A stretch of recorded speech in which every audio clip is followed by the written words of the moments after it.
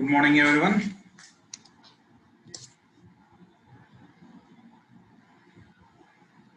Very good morning to all of you.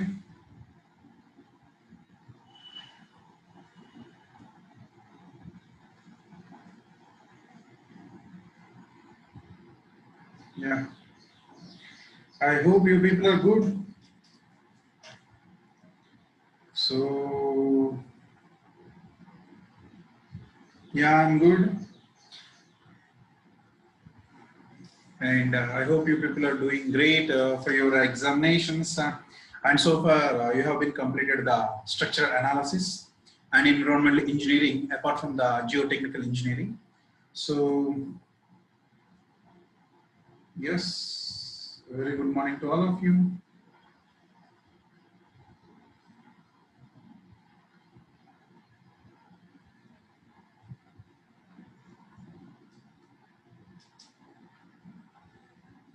Yeah. So, now let's come to the subject. See, we are going to discuss about now open channel flow.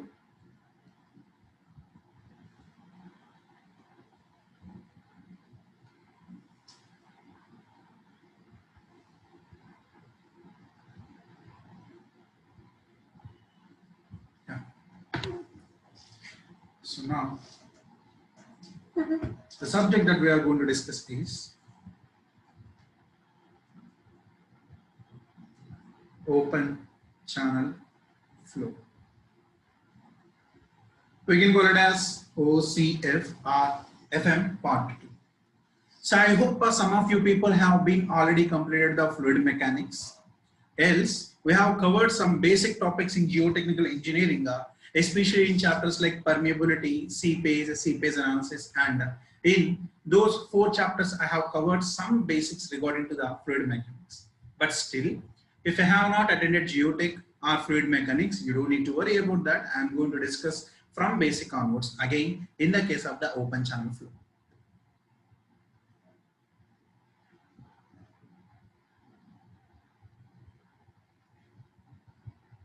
Yeah. Okay. Now, see, in the case of the open channel flow, let's come to the, sorry, I hope my voice is clear. Or is there any problem with my voice, please?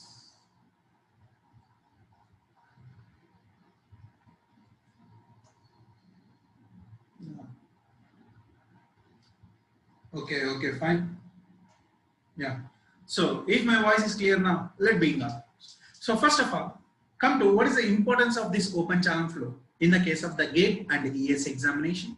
And then we discuss about what is the importance of this open channel flow practically, and then we discuss about how to solve and what are the concepts regarding for the various competitive examinations. See, in these sessions, the upcoming sessions, what we are going to discuss is not only the open channel flow, we are going to discuss about the dimensional analysis, and apart from that, especially for ESC students, we are going to discuss about the flow measurement devices. The topics that we are going to discuss is open channel flow plus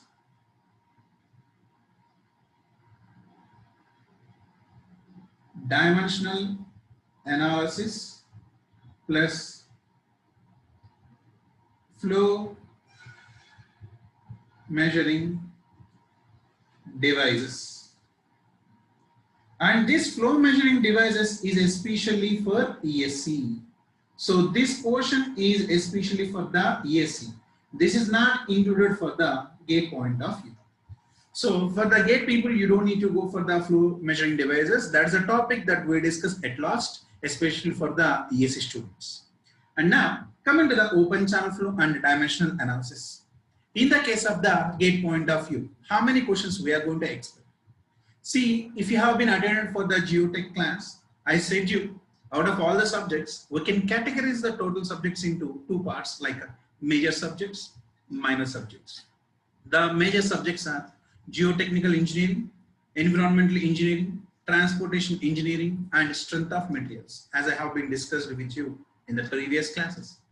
And now coming to the minor subjects and which are very, very important subjects. See, the minor means though the weightage is very less, it is very important to understand the subject and much more easier than the any other subjects. So out of that, this is going to be the open channel flow, so which is known as FM part 2.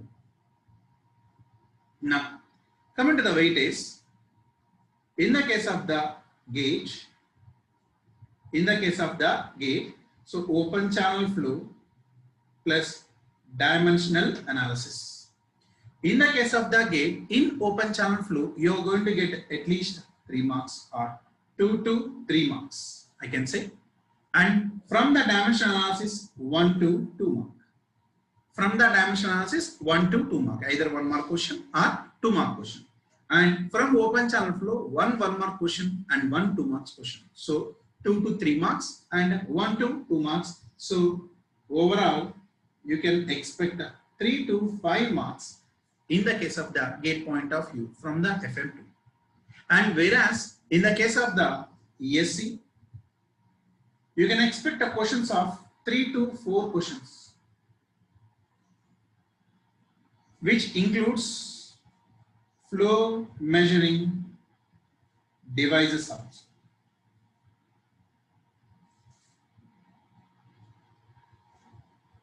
Including flow measuring devices. So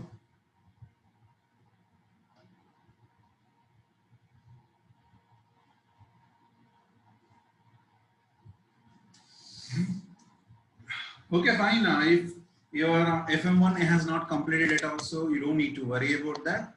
So you don't need to discuss much about the FM1 over here. I'll tell you what is the difference between that. So FM1 we call it as a pipe flow and FM2 we call it as an open channel flow. The first thing that I'm going to discuss here is what is the difference between those two. So meanwhile, I'm going to cover the basics required for that. So don't worry about that. This is the weightage. And see, you can expect 3 to 5 marks, and this subject is going to be take 25 to 30 hours.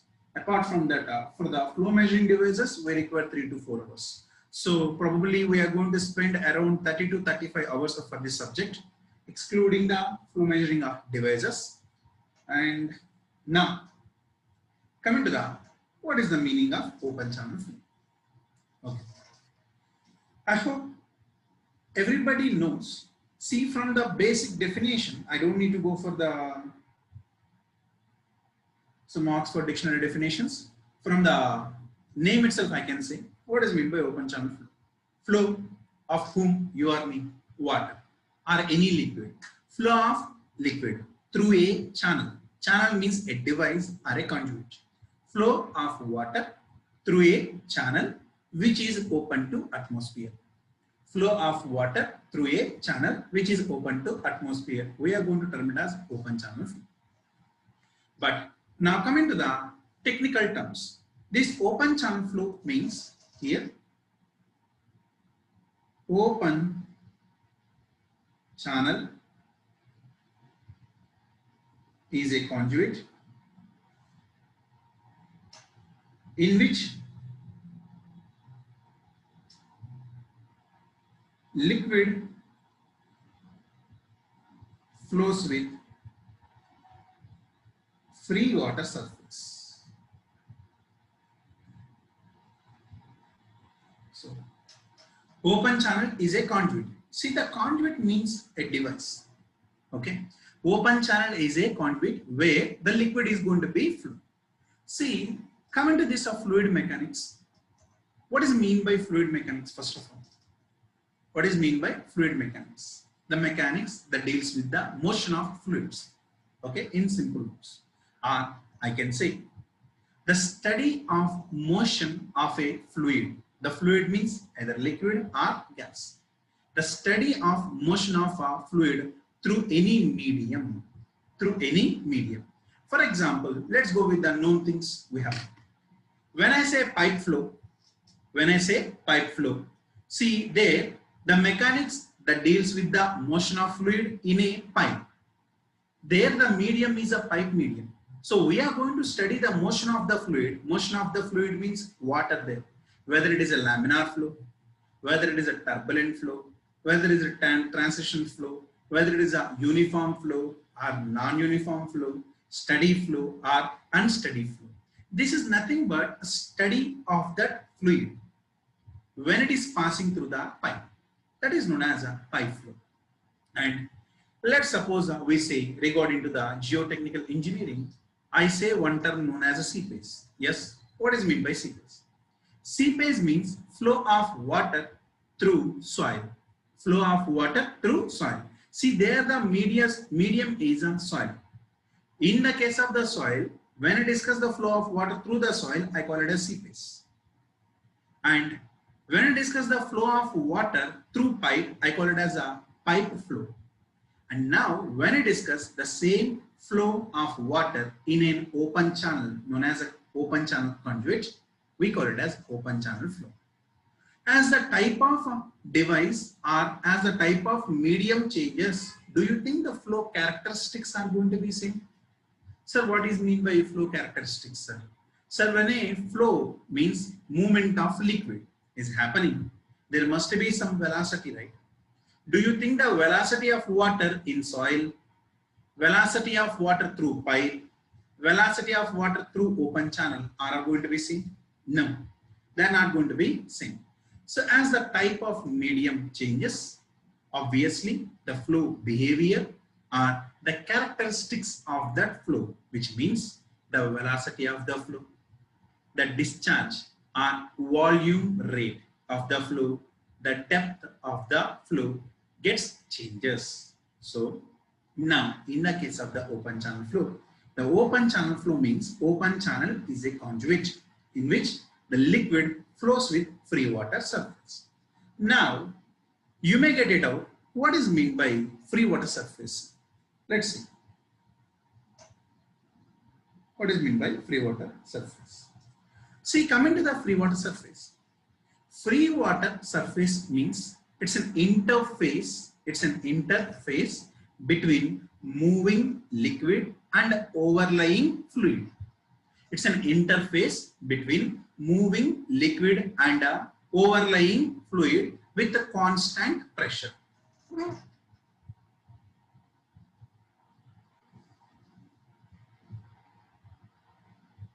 Free water surface is interface between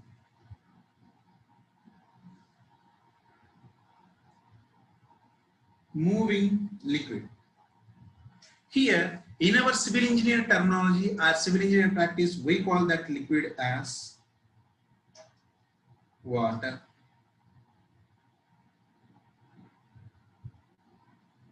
And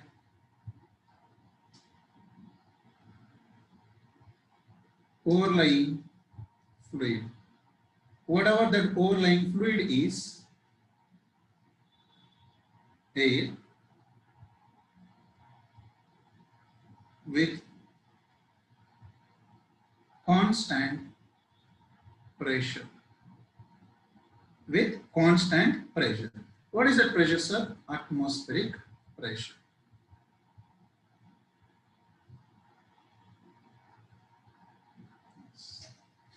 So what is meant by free water surface? Free water surface is the interface between moving liquid and overlying fluid. So wherever there is an interface between the water and air,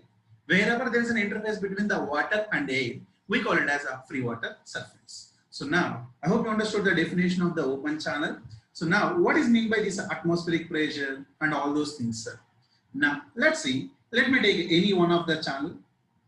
For example, let me take a rectangular channel like this. This is a rectangular channel. So now my dear student, if I take, this is a free water surface. You observe, there is a rectangular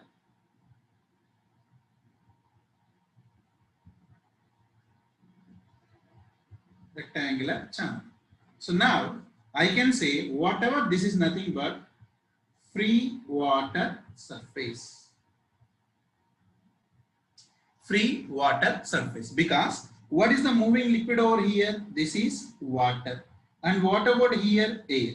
So the interface between the moving liquid and overlying fluid is nothing but a free water surface. And mind it, at this free water surface, what is the pressure, right? At this free water surface, what is the pressure? The pressure is going to be the atmospheric pressure. So when I say the pressure is going to be the atmospheric pressure, then what is the gauge pressure? I hope in your fluid mechanics, the people who have completed already, you may came across in chapter number 2. So measurement of pressure. There you came across some terminologies like absolute pressure, atmospheric pressure, and gauge pressure. Yes? Now let's see those.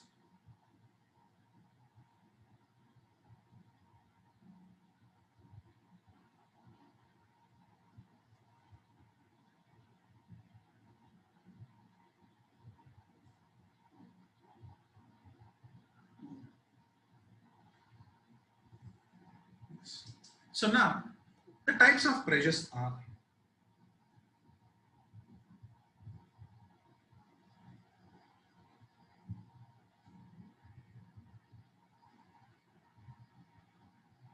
number 1, absolute pressure,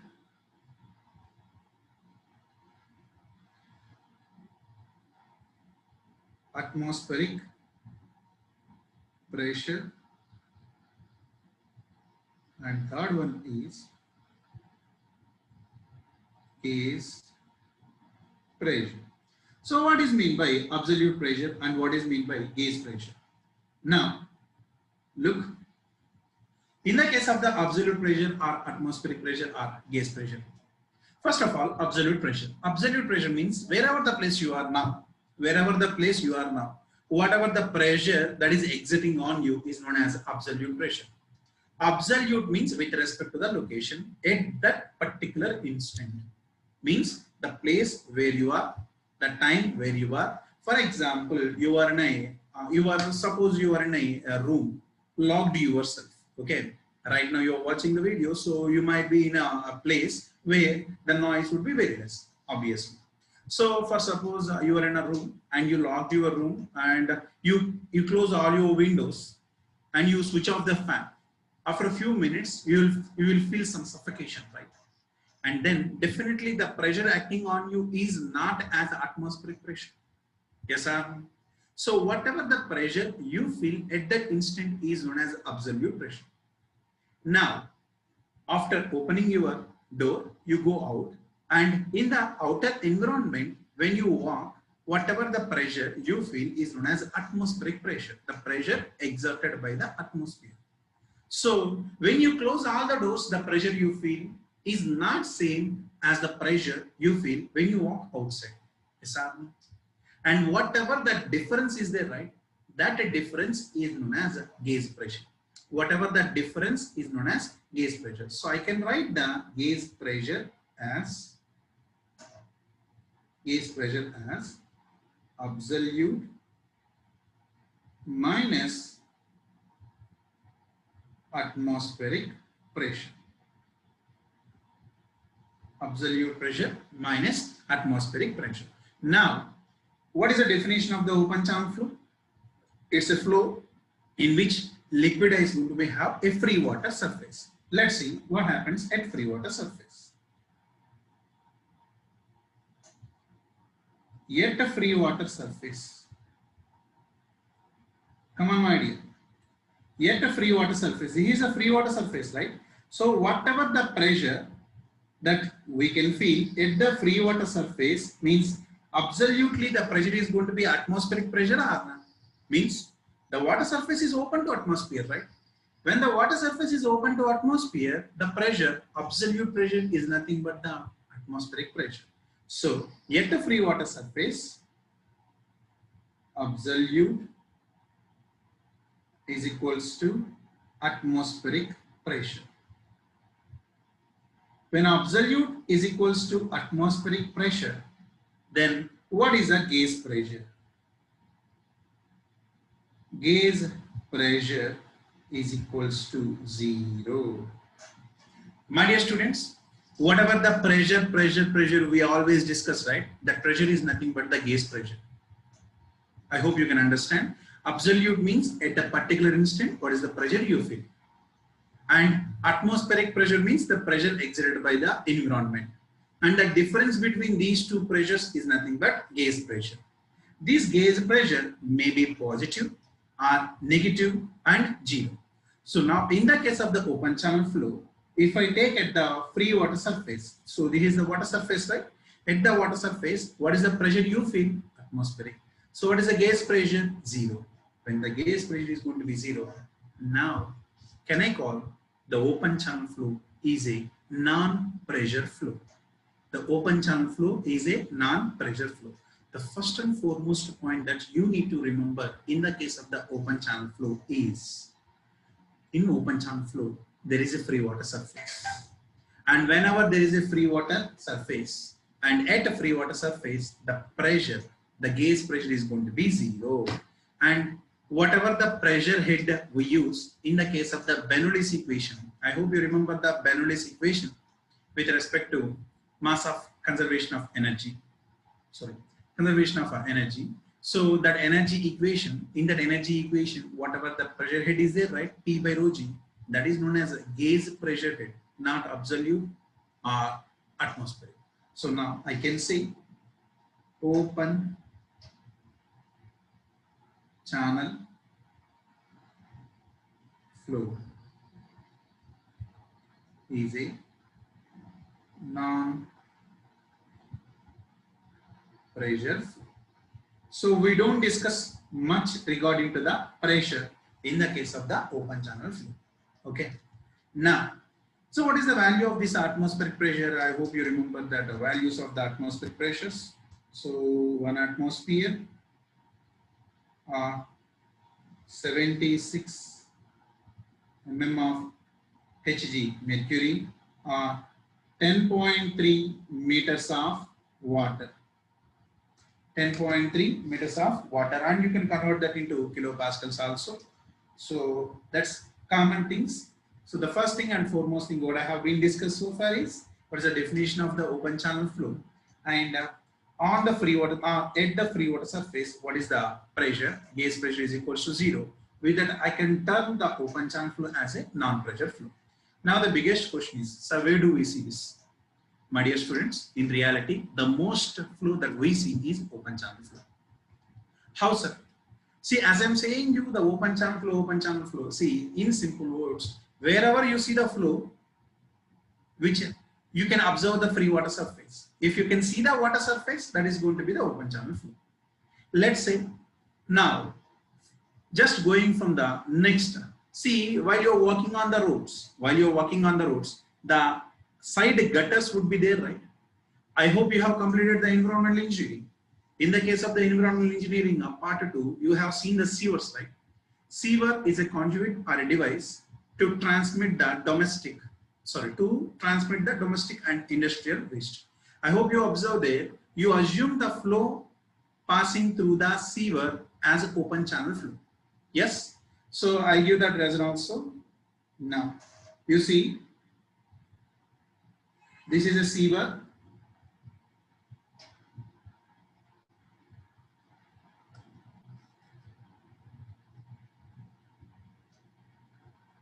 No, sorry, 76.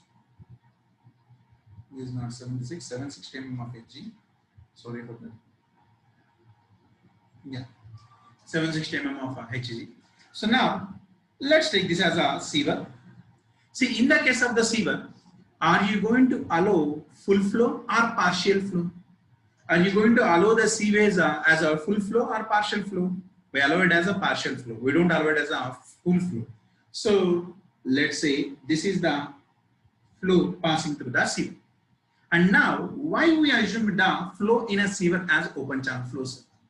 Now, my dear students, why we call it as open channel flow? Because what is meant by open channel flow? Is a conduit in which liquid flows with free water surface. Yes, wherever there is a free water surface. Now you see here, this is water, and what about here? Air. Yes or no? And then this is the interface between the moving liquid as water and overlying fluid as air. So moving liquid water, overlying fluid as air, then there is a free water surface. And whenever there is a free water surface, we call it as open channel flow. This is the reason why we assume the flow passing through the sewers as an open channel flow. Why? Because of the free water surface. This is going to be the free water surface. So now, where do we observe this?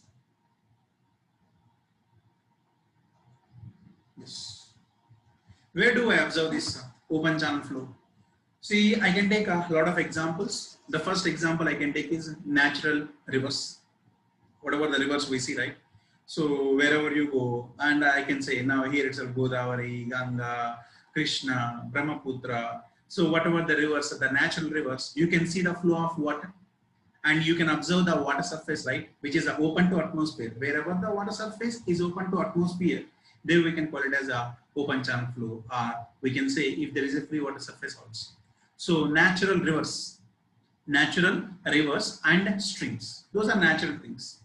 And coming to the man-made, so let's say the man-made. Man-made means the man-made canals, to transmit the water from the source to the place of need. So we have discussed all these things in the environmental engineering. I hope you remember.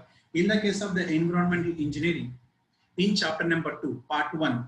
So in chapter number 2, I hope you discussed about the sources of water. Yes. And there you discussed about two types of conveyances: pressure conveyance and gravity conveyance. What is meant by conveyance? So to supply the water by using either gravity or pressure. So from the source to the place of need, we require a medium, and that medium is made up of man-made canals. So where do we see these things are?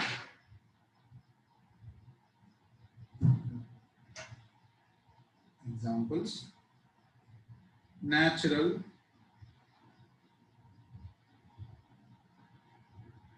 rivers and stream,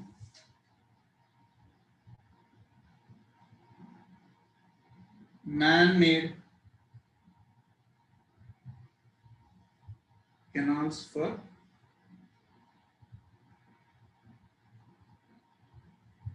transmitting water from source to place of need. From source to place of need. Sir, what is the source? What is the place of need, sir? For example, if you want to cultivate a crop, which is nothing but irrigation. So let's say for irrigation purpose, and we require to drink water, right? Means for the supply of water.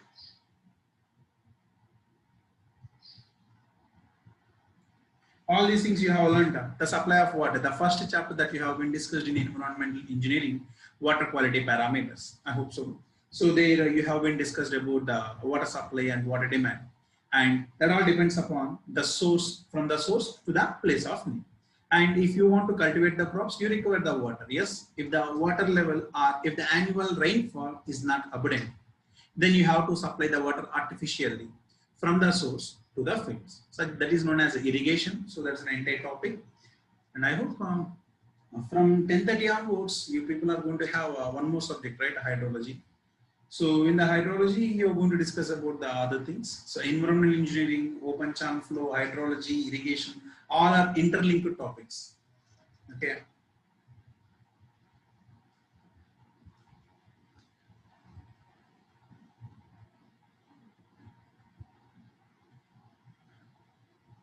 Okay.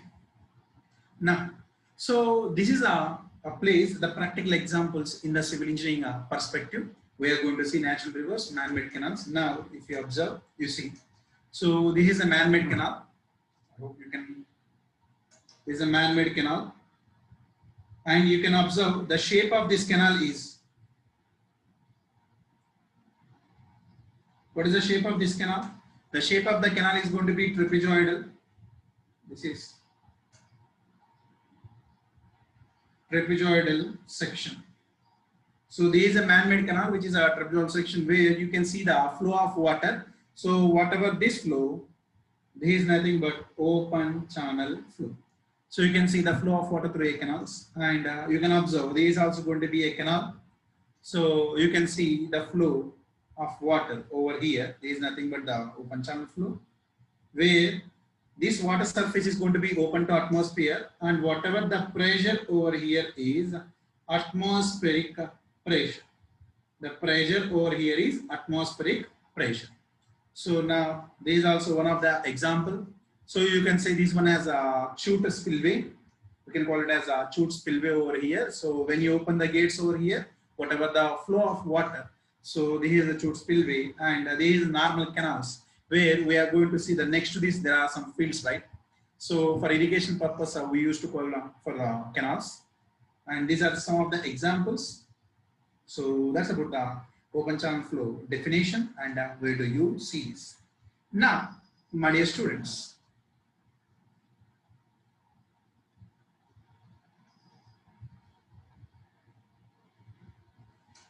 okay, yes.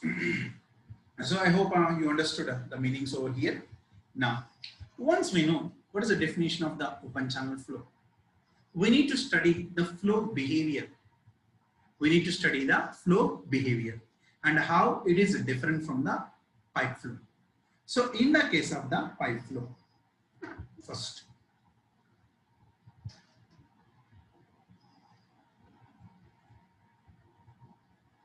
in the case of the pipe flow, so we take the section as a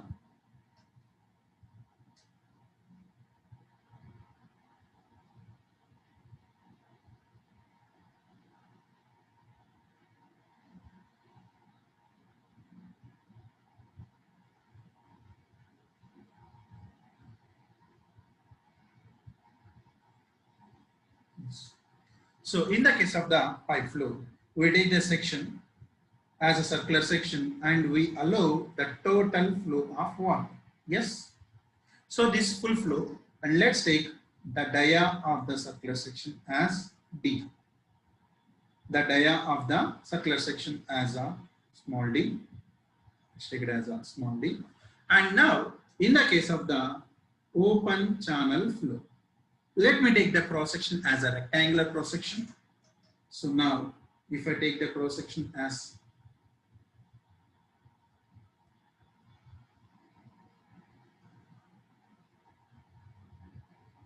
so I am drawing the sectional views. So this is a circular section.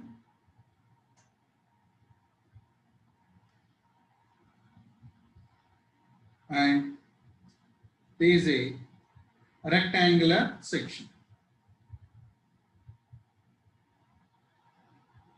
Okay. So now here the free water surface is going to be like this is the free water surface, and let's take the depth of water in this channel, whatever the depth of water as a y. What is meant by y? Y means depth of flow. Y is nothing but depth of flow in a given channel. So rectangular channel cross section, and is going to be a pipe flow, which is going to be a pipe. You know that the pipes, the cross section of a pipe is normally circular. Okay, but now coming to the open channel flow. Does the open channel flow sizes, shapes, does the open channel flow cross section sizes and shapes are limited? They are going to be varies over a large range. Let me give you some examples. For example, if you take the side gutters, the road side gutters to carry the sewers, so those are going to be small sizes and shapes, right? So the size and the shape of the side gutters are very small compared to the man-made canals. So just now I have shown you the normal canals.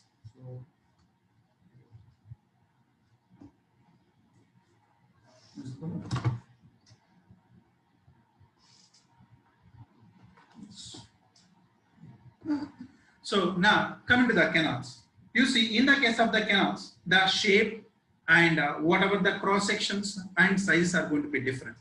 And if you take the natural rivers like Brahmaputra, so they are going to be too wide. In the case of the Brahmaputra rivers, the width of the river is going to be too large. And canal, the width is going to be finite, which means a small range. And if you see the gutters, it is going to be very, very small. So in the case of the open channel flow, the cross section sizes and shapes vary from small range to large range. Whereas in the case of the pipes, if you take the pipe flow, see in the case of the pipe flow, you know that the common cross section in the case of the pipes is going to be circular. But whereas in the case of the open channel flow, the sections are going to be rectangle, trapezoidal, circular, and triangle also. So the shapes are going to be varies, and sizes are also going to be varies, and there is going to be small size to larger sizes. Now let's see how the flow is going to be happen in the case of the open channel flow and how it is different from the pipe flow. Okay.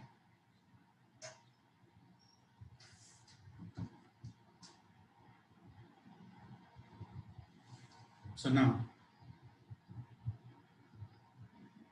coming to the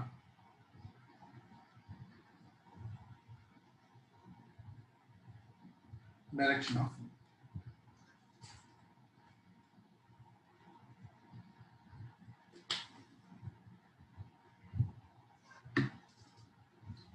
So let's take a rectangular cross section or any natural channel. See, my dear students, so if I take this is a natural cross section. See, sir, why you are taking the irregular cross section over here is for the natural channels. See, when we construct now, it has a different. See, when I construct, it has a different shape. Yes, and when you dig some water or when you dig now that soil mass, you don't get, means this is nothing but unlined canals. If you go for the natural rivers, do you think the cross section of the river is going to be same everywhere? No. So in the case of the rivers, when the flow is going to be happen, due to continuous scouring and silting, the bed gets erodes, and the shape of the cross section of the natural channel does not has a regular shape. So this is a natural canal or natural channel, and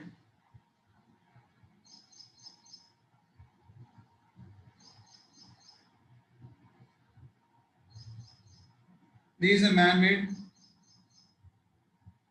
canal. This is a man-made canal. Now, so what I'm showing you here is a section view. This is a cross-section view, my dear. So this is a cross-section view, whether it's a natural channel or a man-made canal. Now the first term that you need to know in the open channel flow is the depth of flow. What is meant by depth of flow? The depth of flow means, yeah. So what is the difference between canal and channel? My dear, the canal is a small range, channel means large range. Canal and channel both are same, but they are different in the sizes. If you are going to discuss about man-made, for example, for irrigation purpose, we call it as canals. Okay. And if you take a large width, for example, natural rivers, we call it as channels. So basically the term channels and canals are both. Canal, when we say canal, when we construct, we call it as canal.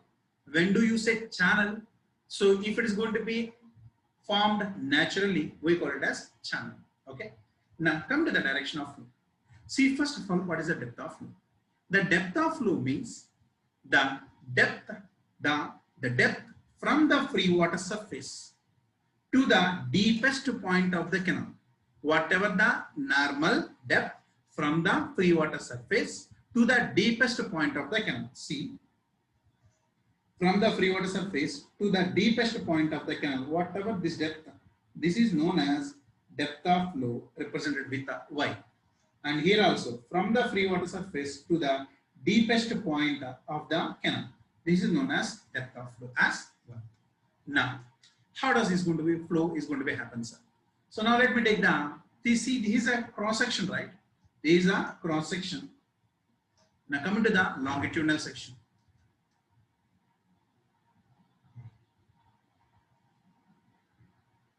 From the fundamental laws of the flow.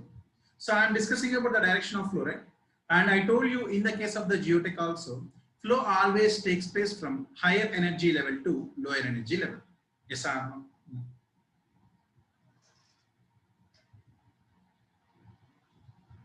flow occurs from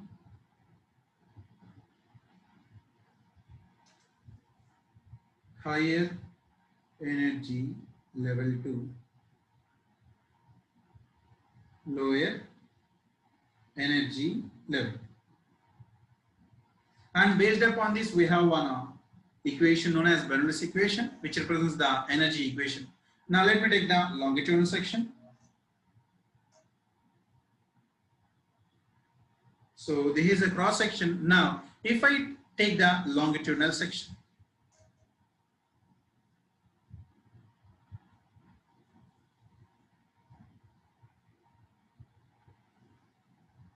whatever, this is nothing but channel bed, which means you see along the length of the channel, definitely there must be some slope. So along the length of the channel, definitely there must be some slope, and that slope we are going to discuss. So this is known as a channel bed, which is going to have some slope. This is channel bed. So now you may ask me the question, so what is the slope of this channel bed, sir? The slope of the channel bed is very small. Its range is around 1 in 4,000 to, or 1 in 2,000 to 1 in 5,000. What is mean by 1 in 2,000? What is the meaning of 1 in 2,000? If I say the slope is going to be, if I say, let's say the bed slope as 1 in 2,000. What is the meaning of 1 in 2,000?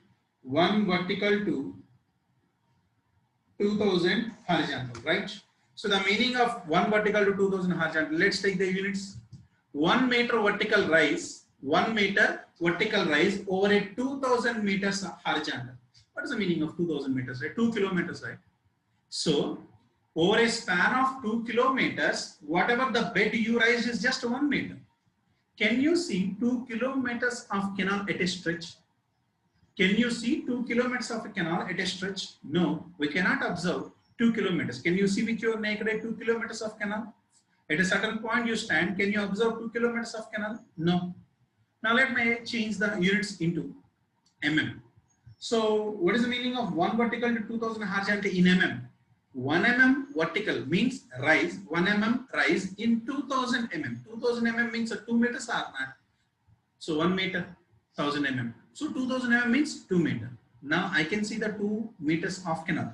So my dear student, if you take this as a canal or this one as a canal, if you observe here over a 2 meters range, if you observe a 2 meters horizontal range, whatever the rise in the slope is going to be how much? 1 mm. 1 mm over 2,000 mm horizontal, which means over 2 meters, what is the rise you can observe? 1 mm. That's very less. And my dear students, if you go to the practical applications, when you see the canal, you don't observe that slope also. You feel the channel bottom is going to be horizontal, but in reality, that channel bed is not going to be horizontal. The channel bed must be having some slope. Just like, see, when we construct our homes now, while you are going to do the flooring for our houses, while we are going to do the flooring, are you going to provide the flooring with the horizontal, or you are going to provide with a little bit slant? Some slant would be there or not? Why? While you are going to sweeping or while you wash your home, means while you wash your floor, so when you pour water, the water has to flow, right? That is also nothing but open channel flow. If you provide a horizontal floor, water won't flow. I hope you understood the point. So in the case of the house construction, while you are constructing the floor level, or while you are finishing the floor level, or while you are finishing the roof level, you are going to provide a little bit slant, and that slant is for the flow of water. Why, sir? Now I am going to discuss that. Listen. So let me take this channel bed, and now whatever this is nothing but flow, right? So this is a flow. So this is a cross section, and this is going to be the longitudinal section.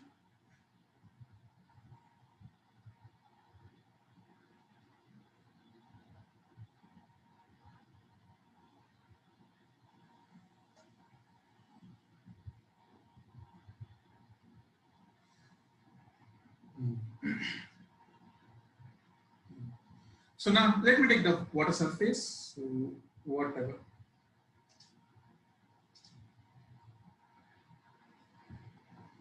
Yes.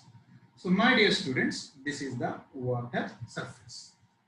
So if this is the water surface, first of all, you know that what is the depth of flow? The depth of flow is nothing but from the free water surface to the deepest point.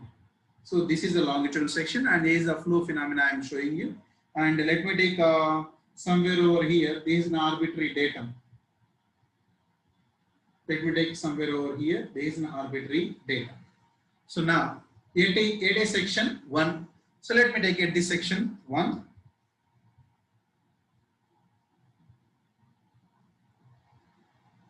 Yes. Whatever this depth, see, keep that in your mind. This is a vertical depth. This is not normal to the bed. Normal to the bed is different. This is the vertical depth. So let me take this as a y, depth of flow. And whatever, this is nothing but the difference between the channel bed and the datum. Whatever the difference between the channel bed and datum. So now, first of all, at this particular section, what is the energy? Let's see that. From Bernoulli's principle,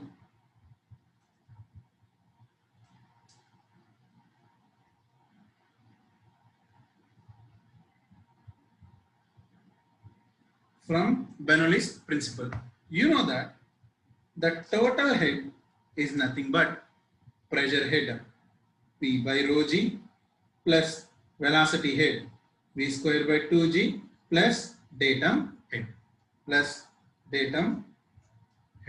So what is P by rho g? It is going to be pressure head here. This is velocity head and this is going to be datum head. Okay, fine. So now, how we are going to apply this equation in the case of the open channel flow? Already I have provided you the cross section and longitudinal section at this particular section. So my dear student, what is the open channel flow definition? The open channel flow is a conduit in which liquid flows with free water surface. Yes or no?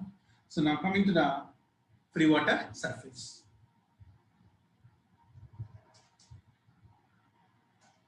Yet water surface. Yet water surface. You know the pressure is equals to 0. You know the pressure is going to be 0. And whatever the datum, see now what is mean by datum head? So datum head means from the point of consideration to the datum, whatever the vertical depth is known as a datum head. What is mean by datum head? The elevation. What is the elevation? The elevation means either above datum or below datum. The elevation from the point of consideration, to the datum. See, this is a datum and this is the point at which I am going to consider, because it is nothing but a water surface or not. This is known as water surface. Okay. So as is known as water surface, at a water surface, I know I am taking this point. At a water surface, the pressure is going to be 0, which means gas pressure is going to be 0. And what about the datum head over here? The datum head is equals to y plus z, because so if I keep the point over here and at this point the datum head is from the top of this point to the datum, so which is going to be y plus z.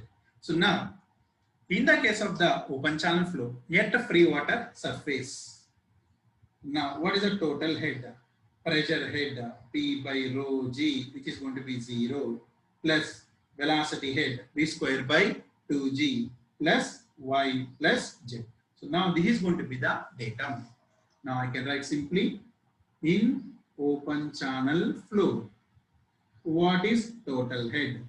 Total head is nothing but the depth of flow plus the difference between the channel bed and the datum plus V square by 2g Okay.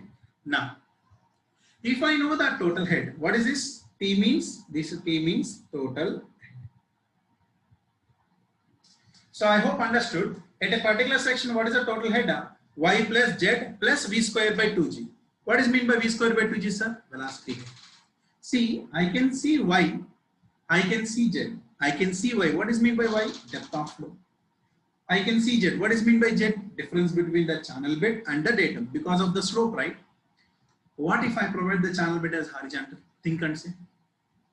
If I provide the channel bed as horizontal, then there is no difference between see, if I provide the channel bed as horizontal, then channel bed and datum are same level, then there is no datum head, right? So now, in the case of the open channel flow, what is the total head over here?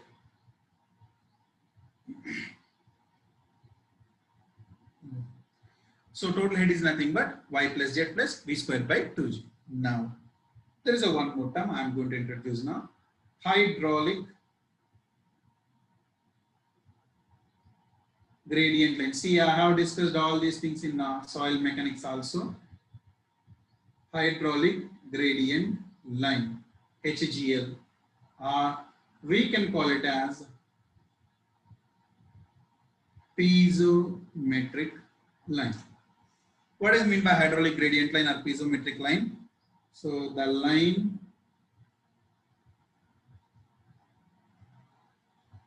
joining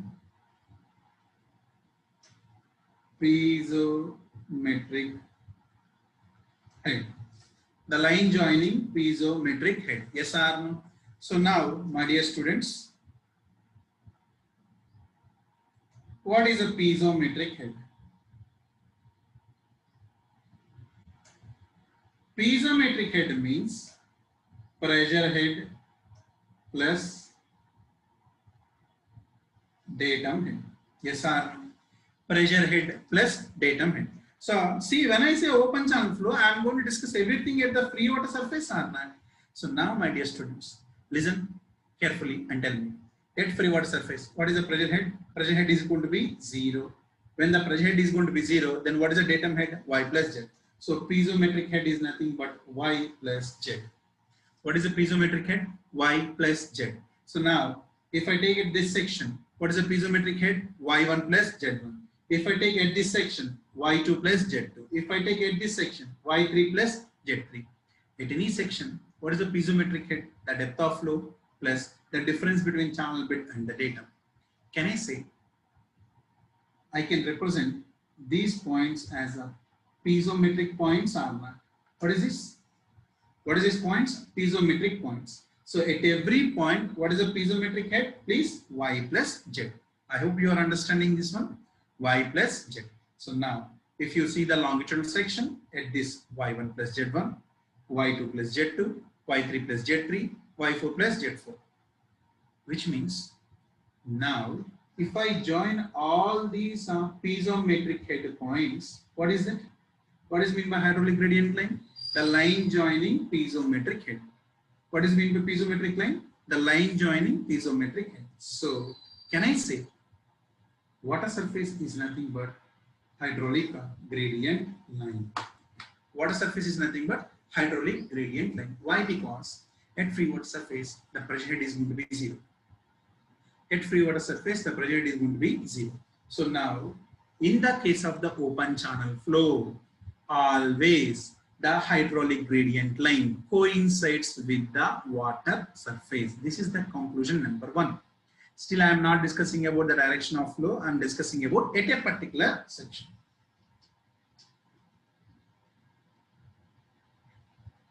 See.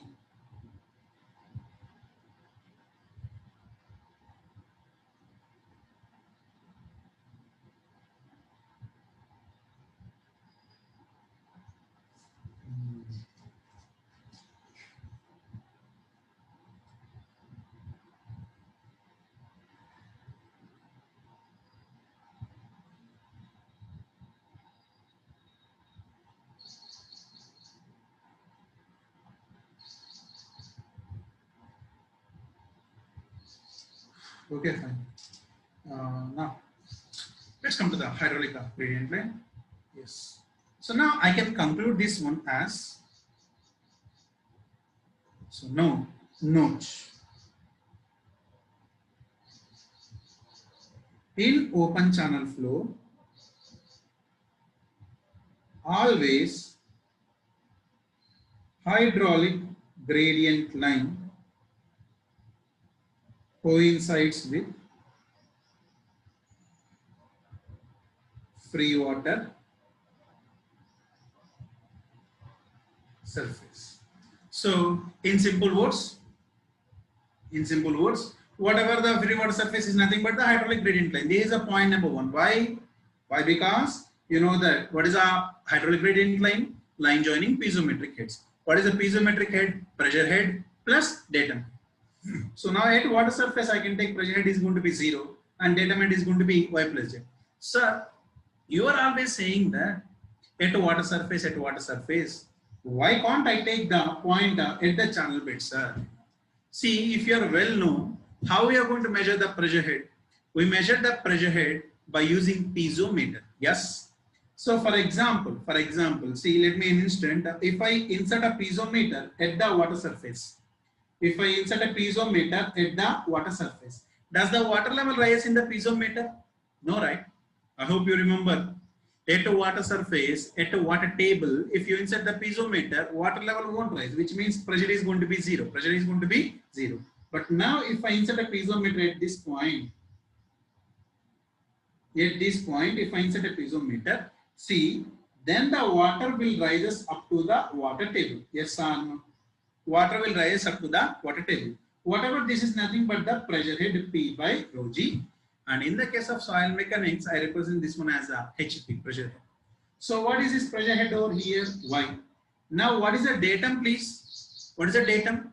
Datum means, see, keep that in your mind. Datum head means where you are discussing. This is the point. Now I'm not discussing at the water surface. I'm discussing at the channel bed. Now this is the datum. So now what is meant by piezometric head? Tell me. Pressure head. What is pressure head? Y. What is datum head now? Z. Y plus Z. So wherever you take, whether you take the point at the free water surface, or whether you take below the water surface, or whether you take at the channel bed, in the case of the OCF, always the piezometric head is sum of depth of flow Y plus Z. I hope you understood now.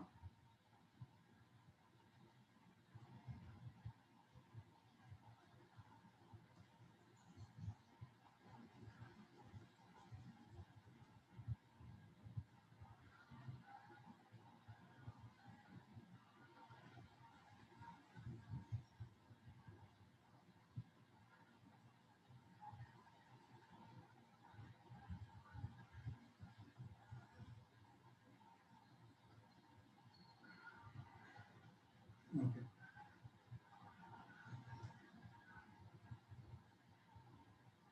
I can say this one as hydraulic gradient. So now, but what is total head? The total head means y plus z plus v square by 2g. Yes or no?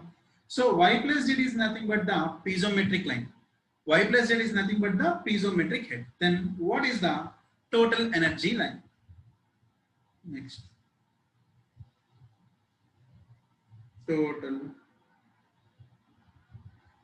energy line. TEL.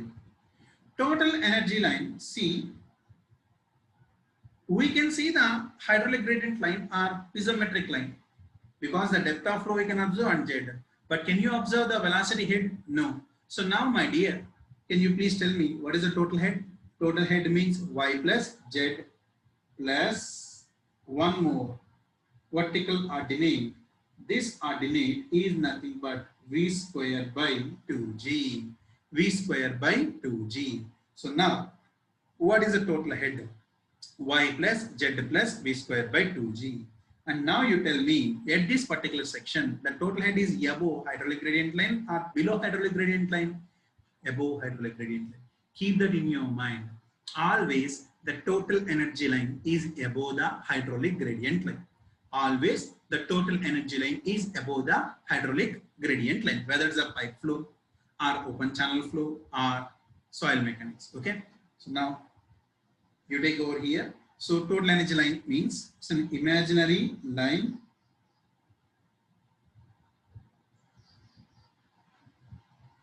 lies above hydraulic gradient line with a vertical ordinate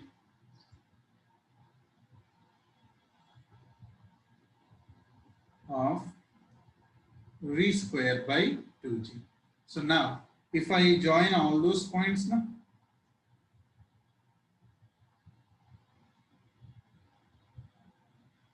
whatever this is nothing but this line is going to be total energy line. And keep that in your mind, total energy line is not going to be horizontal, because now you know that whenever there is a flow, there is a loss. Yes or no? Whenever there is a loss, the difference between these water levels is nothing but head loss.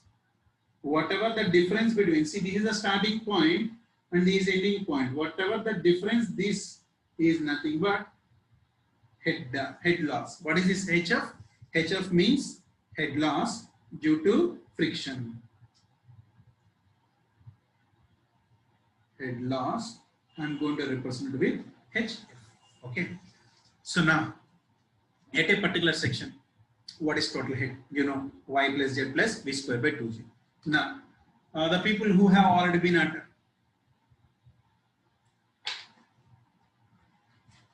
attended for geotechnical engineering, in the case of the geotech in soils, velocity head is going to be 0. Yes, I told you that point. Velocity head v square by 2g is going to be 0. So when velocity head is going to be 0, when a velocity head is going to be 0, you tell me v square by 2g 0 means the total energy line and hydraulic gradient line both are going to be coincides with each other. I told this point in permeability chapter number 6. In soils, TEL and HGL coincides with each other. So now, coming to the direction of flow. Still, I did not discuss about the direction of flow. So flow always takes place from higher energy level to low energy level. Okay. Now let's take the flow is going to be happen over here. So let's take this as a section number 1. This is section number 1, V1, Y1, Z1. V1, Y1, Z1. And let me take somewhere over here. This is section.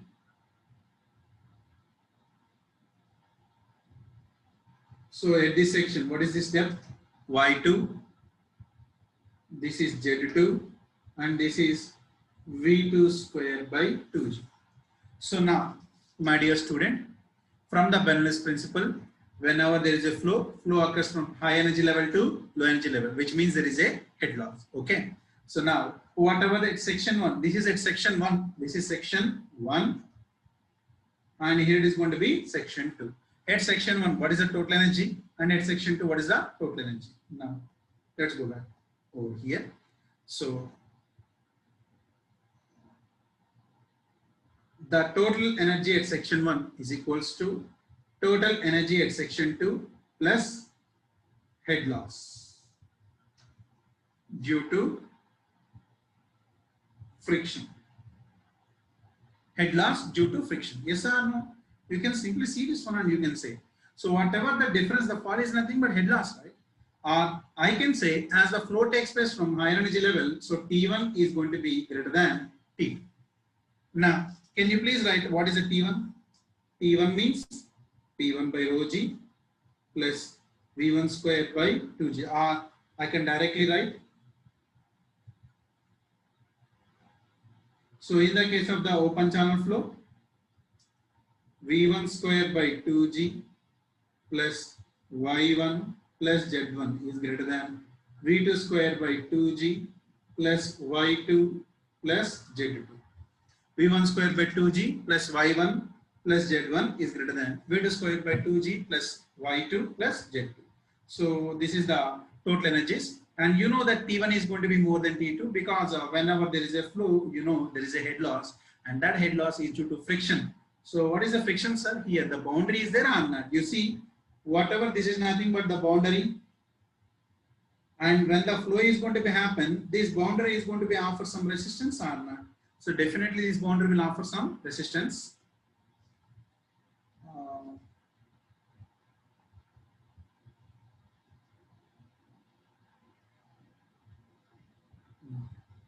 So now, you see, let me assume the flow as a uniform flow.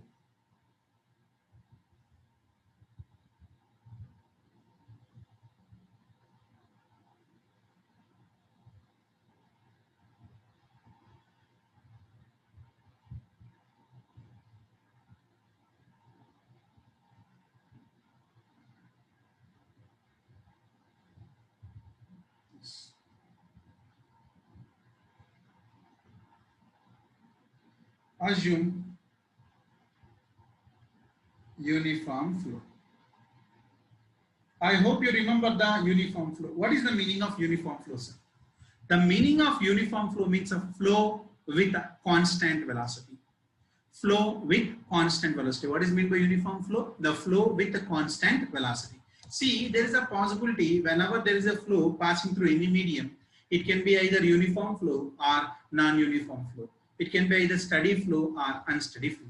So let me assume the uniform flow. If I assume the uniform flow, what is meant by uniform flow? Flow with a constant velocity. What is the meaning of flow with constant velocity? V1 is equals to V2. Now, my dear students, so let me see that.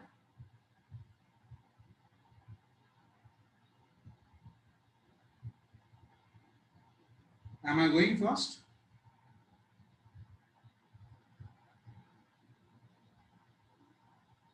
Don't know. So if I am going faster, please let me know.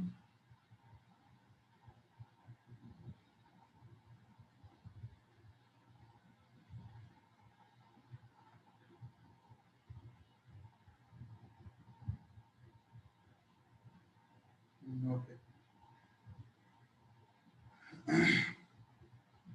Yeah. Now, so coming to the uniform flow, what is meant by uniform flow? Uniform flow means flow with constant velocity, which means wherever you take at any section, the velocity is going to be same. So along the flow, see this is along the flow and along the flow, the velocity of flow is going to be constant. If I say the velocity of flow is going to be constant, I hope you remember the continuity equation. Yes. So from the continuity equation, Q is equals to A1 V1 is equals to A2 V2. Okay. Now, if V1 and V2 both are same, now areas are also going to be same. Now, let's go back. Let's take the width of the channel as a B. Per unit width. See, and what is the depth of flow over here? Y1. And what is the depth of flow here? Y2. So now I am using the continuity principle. So from this, I can write Y1 is equals to Y2. So what I am doing here, if I assume the uniform flow, so there is a possibility of uniform flow. Sir, why you are taking uniform flow? Why you don't take non-uniform flow? That's another issue. But the point is, I want to know which is responsible for the flow. So keep that in your mind. So in the open channel flow, there is a possibility of uniform flow. Sir, when it is going to be happen, we'll see that later. But as of now, if I assume it as an open channel uniform flow, which means flow with a constant velocity, then the velocity V1 is and V2 both are same, and the depths are also going to be same, because when velocity is same, area is also going to be same. When area is same, the depth of flow is going to be same. Now, my dear, if V1 and V2 both are same, V1 square by 2g, V2 square by 2g will get cancelled. Y1 and Y2 will get cancelled. And then what is the difference over here? Z1 is going to be greater than Z2. Now, how I start this point over here? Flow occurs from high energy level to low energy level. But how I am ending over here? Flow occurs from higher datum. What is the meaning of Z1 is greater than Z2? The meaning of Z1 is greater than Z2 is, so the flow is taking place from higher datum to the lower datum. Higher datum to the lower datum. For example, if I provide the channel bed as horizontal, let's say if I provide the channel bed as horizontal, then Z1 is equals to Z2. If I provide channel bed as horizontal, then Z1 is equals to Z2. If Z1 is also going to be Z2, then is there any flow? No, everything will get cancelled. Then there is no flow. Now, my dear students, what I want to say at the end is, in the case of the open channel flow, the velocities may be same. And depths may be same or may not be same. But the datums will never be same. Because if the datums are going to be same, If Z1 and Z2 both are same, then there is no flow. So from this point, I can say always flow takes place from higher datum to the lower datum. Can I say that one, right? So in the case of the open channel flow, always flow takes place from higher datum to the lower datum because there is no pressure. Because there is no pressure. Okay. So as open channel flow is a non-pressure flow. Open channel flow is a non-pressure flow. In OCF, the flow always takes place from higher datum to lower datum. So I can write in OCF always flow occurs from higher datum to lower datum. So that is the reason why we call it as a gravitational flow, because that's going to be with respect to gravity, right? So we call it as gravitational flow. I hope you remember the chapter number 2 in environmental engineering, sources of water. There is a pressure conveyance and there is a gravity conveyance. Gravity conveyance always takes place from high level to low level, which high datum to the low datum. You cannot supply the water from the low level to the high level by using a channels, but you can supply by using the pressure. Yes or no? So in the case of the open channel flow, keep that in your mind. Always flow will occur from higher datum to the lower datum. So I hope you understood over here. So whatever the discussion I made over here is for the open channel flow. So which is going to be the in open channel flow, which is going to be responsible for the flow? Gravitational flow. Always flow occurs from higher datum to the lower datum. So I can call it as a gravitational flow. Whereas in the case of the pipe flow, no.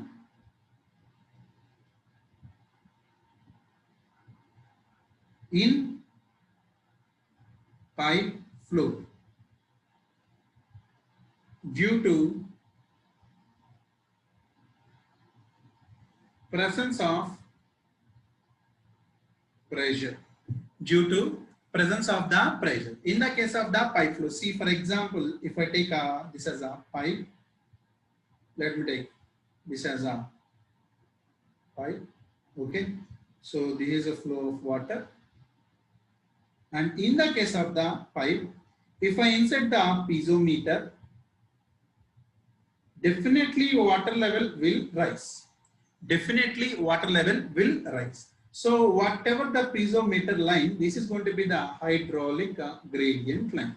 And now you tell me, in the case of the pipes, does the hydraulic gradient line coincides with the pipe surface? No.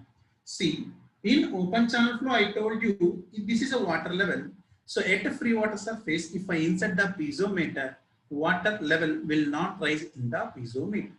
But in the case of the pipes, when there is a flow, as it is a closed flow or open flow now, this is a pipe now, this is a closed flow. So in the case of the closed flow, if I insert a piezometer, water level will rise. So in pipe flow, due to presence of pressure, hydraulic gradient line may rise above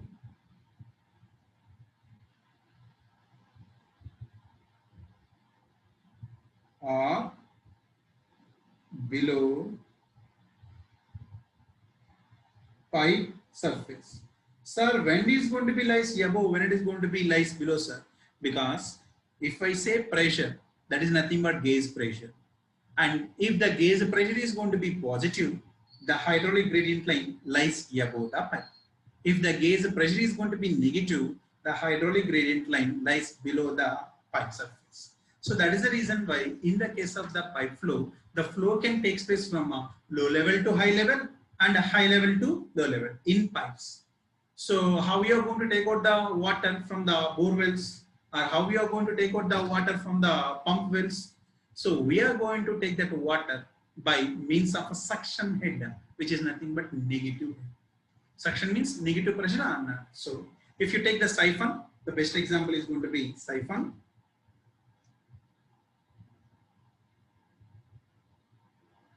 In siphon pipe. So when do we use when we use a siphon pipe, sir? If you want to supply the water between two places, for example,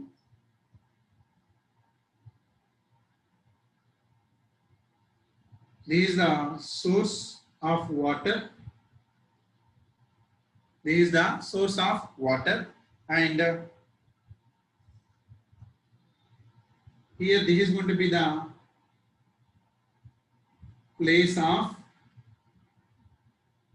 need, and in between this, for example, suppose a hill or mountain is located.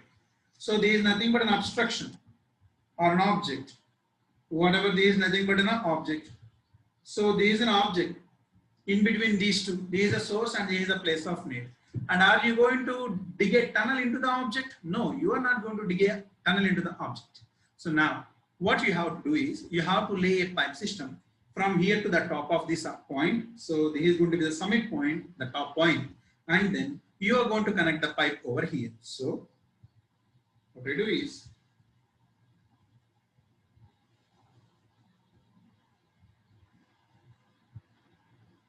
we are going to simply connect the pipe. So this pipe is going to be connected to a point, and then again it is going to be connected like this. Whatever this pipe is known as a siphon pipe, and this is the summit point. You see, you observe over here, whatever this portion, see here the flow is going to be happen from the low level to the high level. Low level to the high level. So this is going to be the negative pressure. Here this is going to be the negative pressure. Okay. And now from high level to the low level, and this is going to be the positive pressure. So in the case of the pipes, there is a negative pressure, there is a positive pressure. But in the case of the open channel flow, I can tell you in open channel flow, the gauge pressure is going to be 0. I hope you understood the difference between the pipe flow and open channel flow. So in pipe flow, due to presence of a pressure, hydraulic gradient line may lie above or below the pipe surface. In simple words, I can write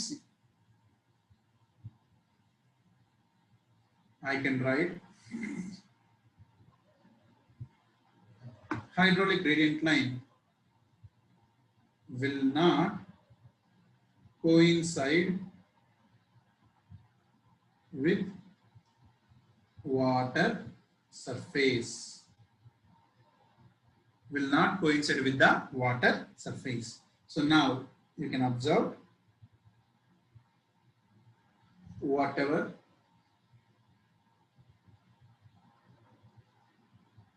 this line is going to be hydraulic gradient line. So some portion of the pipe is going to be below hydraulic gradient line, some portion is going to be above hydraulic gradient line. So the hydraulic gradient line will not coincide with the pipe surface.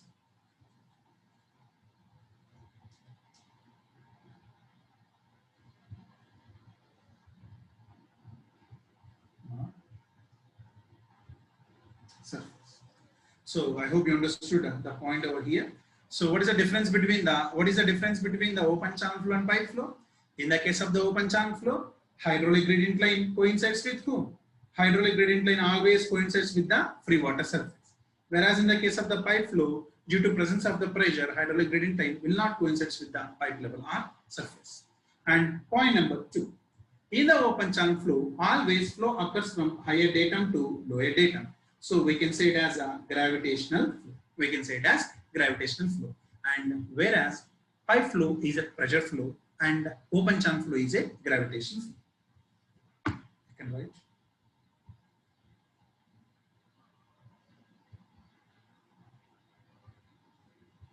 Pipe flow is pressure flow and open channel flow is gravitational flow. Pipe flow is a pressure flow and open channel flow is gravitational flow. So now I'll give you one more point over here. Let me take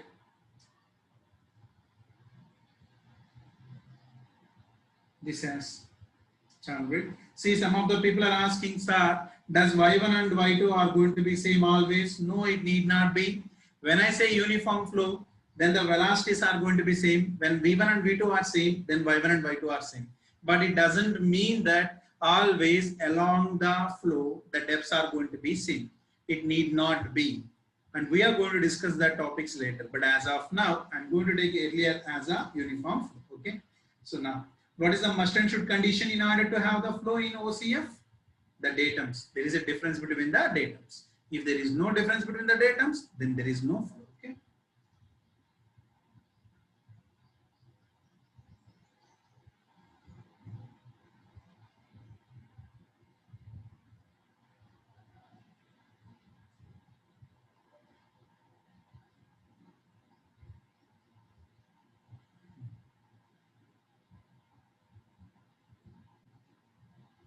Okay. So now, coming to the next point. So now, this is going to be the channel bit. So again, this is the free water surface, and you know that flow always takes place from higher datum to the lower datum. So now, what is responsible for the open channel flow? I told you this is going to be the gravity. Yes, gravitational flow. Why I call this one as gravitational flow? I call it as a gravitational flow, right? Why I call this one as a gravitational flow? So now let me take a control volume, some portion of the fluid. Okay, so this portion, let's take the slope of the bed is going to be theta. Let's take the slope of the bed is going to be theta. If the theta, then you know that always weight acts perpendicular. So this is the weight of the fluid. What is W? W means weight of fluid. Now, does this weight is going to be normal to the bed? No. As the weight is not going to be normal to the bed, I can resolve into two components. Yes or no? One is going to be the normal to the bed and other one is going to be the tangent to the bed. See, if this is a surface and if the force is going to be act like this, then this force or this weight is not normal to the bed. Then you can resolve that into two components. Yes or no? One is, you can resolve that into, one is going to be normal component and the other one is going to be the tangential component. So one is normal component, other one is going to be tangential component. So now, what I'm going to do is, I'll resolve into two components, and whatever the component you see, this is the component of weight. This is the component of weight. See, along the direction of flow, there is a force R naught. And what is this direction of force? What is this force? That is known as a driving force, where I can call this FD as a driving force. FD as a driving force. Sir, what is this driving force over here, sir?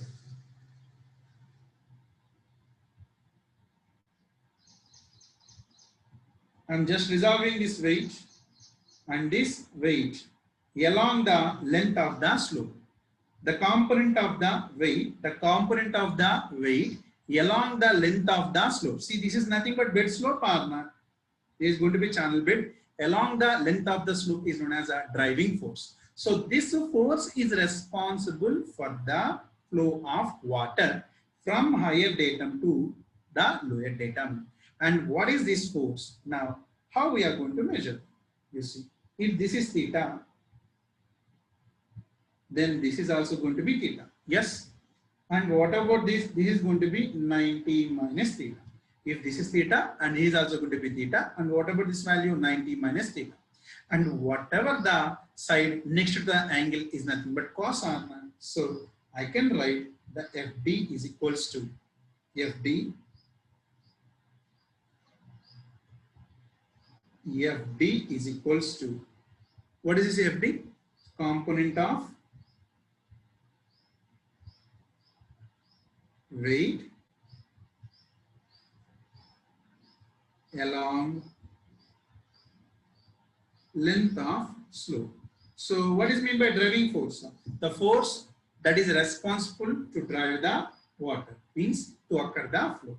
So FD is equals to W cos of 90 minus theta. I can write FD as W sin theta. So now why we call it as gravitational flow, and so this why we call it as gravitational flow, and why definitely there is a difference between the datum. See, keep that in your mind. If I say the channel bed as horizontal, if I say the channel bed as horizontal, then what is the theta? If the channel bed is going to be horizontal, the theta is going to be 0. And when theta is equals to 0, when theta is equals to 0, what is the driving force? Driving force is going to be 0. So when the channel bed is horizontal, driving force is 0. When driving force is 0, then there is no flow. So in open channel flow, always flow takes place from higher datum to lower datum. So definitely there is a slope. And that component is nothing but a component of weight of the fluid on that. So that is the reason why we call it as a open channel flow, as a gravitational flow.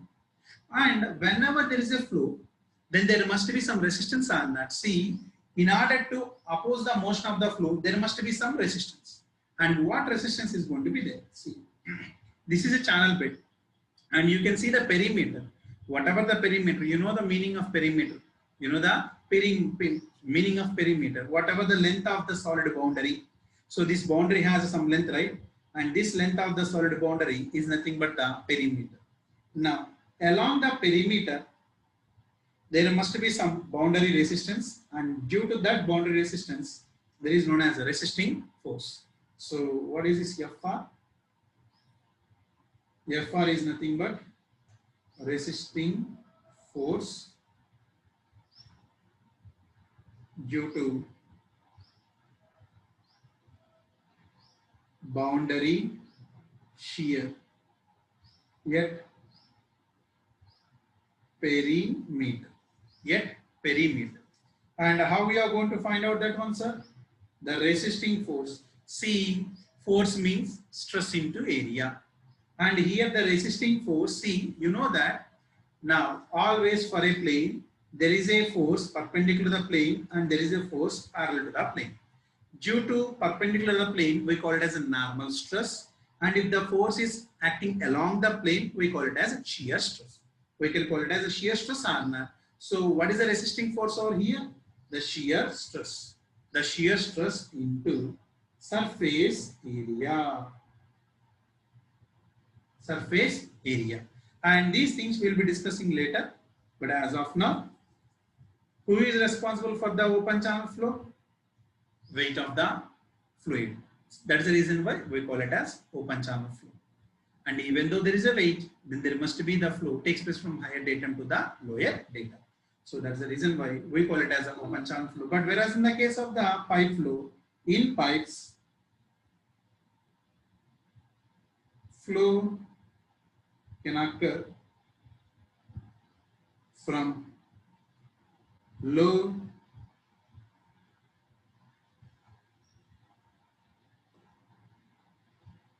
level to high level and vice versa. Okay. Now, one more point over here. Again, as gravitational flow is responsible for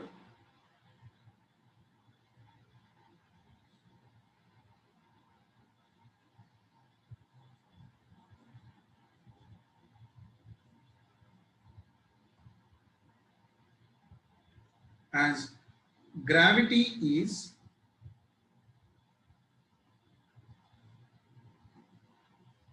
responsible for flow. As gravity is responsible for the flow. Now, in order to classify the flow, we require a non-dimensional number. a non-dimensional number. Now we are going to use a Froude number. Froude's number is used to categorize the flow.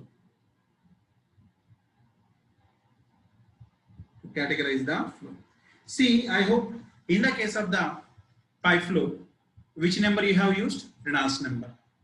Why? What is Reynolds number? I hope you remember the Reynolds number. In soil mechanics also I told you Reynolds number Re less than 1. We call it as a laminar flow in soils. But in the case of the pipes, Re less than 2000, we call it as a laminar flow.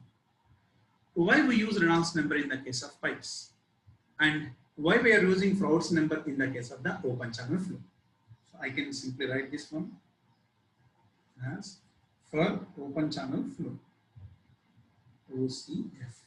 Froude's number is used to categorize the flow because Reynolds number means inertia force by viscous force. See, in the case of the pipes, the most common force or major dominating force is going to be the viscous force. Generally, in any liquid medium, the types of forces acting on liquid medium are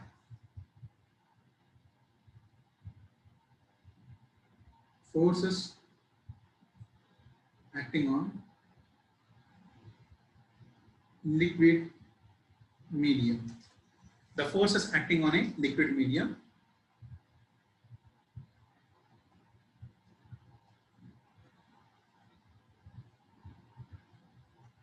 at first let me discuss these forces and then, so number one,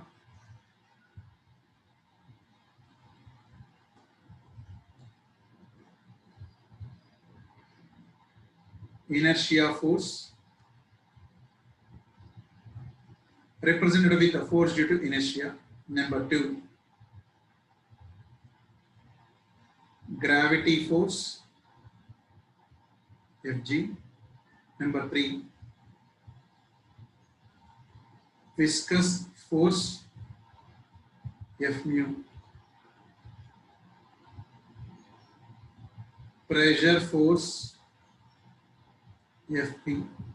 See, because why I am discussing these forces over here is I am going to use these forces in a dimensional analysis. Then surface tension,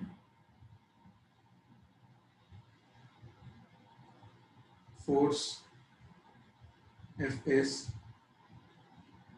compressible or elastic force,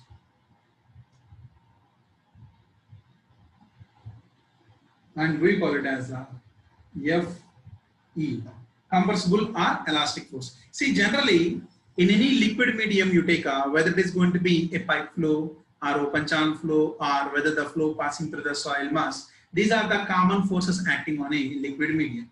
But now, while we are going to do analysis, we are going to assume some things, because we don't go for the total or exact analysis. We go for the ideal analysis, right?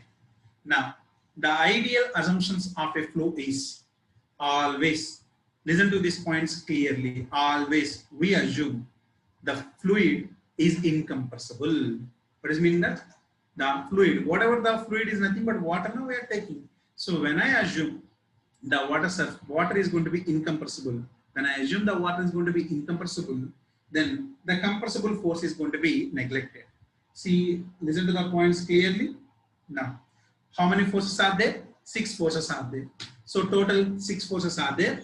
Out of the 6 forces, inertia force is going to be common force. So whether the fluid is at motion or at rest, there is a inertia force, that inertia force. So you keep the inertia force aside. That inertia force depends upon the acceleration. Means if it is at rest or if it is at motion, you have to take care the inertia force. Now, forget about the inertia force. Now, remaining 5 forces are there. What are the remaining 5 forces? Gravity force, viscous force, pressure force, surface tension, and a compressible force. Okay? Out of these 5 forces, now what we are going to do is, when we analyze, we assume the fluid is ideal and incompressible. When I assume it as incompressible, then the force due to compressibility is going to be neglected. The force due to compressibility is going to be neglected. So then where do we take the compressible flow, sir? See, in the case of the aerospace engineering and in mechanical engineering, when we discuss about air, there we take the compressible force. But as long as in civil engineering, we always assume the fluid is incompressible. That's what. So number one, I can eliminate the compressible force. Number two, so generally the flow is going to be turbulent in nature. Generally, the fluid is going to be, when the flow is going to be happen, mostly the flow is going to be turbulent in nature. So when I assume it is turbulent in nature, the surface tension can be neglected. So number two, surface tension force is neglected. Now, how many forces are there? Only three forces are there. Only three forces are there. What are the three forces? Gravity, viscosity, and pressure. Now, out of these three forces, let's say in the case of pipes, these three forces are there in pipes. Just now, I mentioned you the flow can take place from in pipes. Flow can occur from low level to high level and vice versa. So when low level to high level or high level to low level, with gravity or without gravity, the in pipes flow is going to be takes place. So in the case of pipe flow, I am going to neglect the gravity force. Then what are the two forces responsible in the case of the pipes? The two forces responsible in the case of pipes is one is one is viscous force, other one is going to be pressure force. One is viscous force, other one is going to be pressure force. So total 5 forces are there. Fluid is incompressible. Compressibility force neglected. Surface tension neglected. Gravity neglected in pipes. The remaining two forces, pressure and viscous force. And out of these two forces, viscous forces are dominant in pipes. So when I say viscous forces are going to be dominant, so out of the 5 forces, what is the dominant force in pipes, which is going to be viscous force? So my dear student, as viscous forces, viscous means, so due to boundary, right? As viscous forces are dominant in pipes, corresponding number is going to be Reynolds number. What is Reynolds number? Inertia force by viscous force. Inertia force by viscous force. So that's why we take Reynolds number in the classification and categorization of flows in pipes. Now coming to the open channel flow. In the case of the open channel flow, again, apart from the inertia force, 5 forces are there. Water, incompressible. Surface tension, neglected. Remaining 3 forces, pressure force, gravity force, viscous force. As you know, open channel flow is a pressure flow or non-pressure flow. I told you non-pressure. So pressure force is going to be neglected. And what is remaining here? Gravity force and viscous force. Which force is responsible for the open channel flow? Gravity. So now I have to take the dominant force as a gravity force. So based upon the gravity force, we are going to use it as Froude's number. Now, what is Froude's number? Froude's number Fr is represented with root of inertia force, or simply I can write as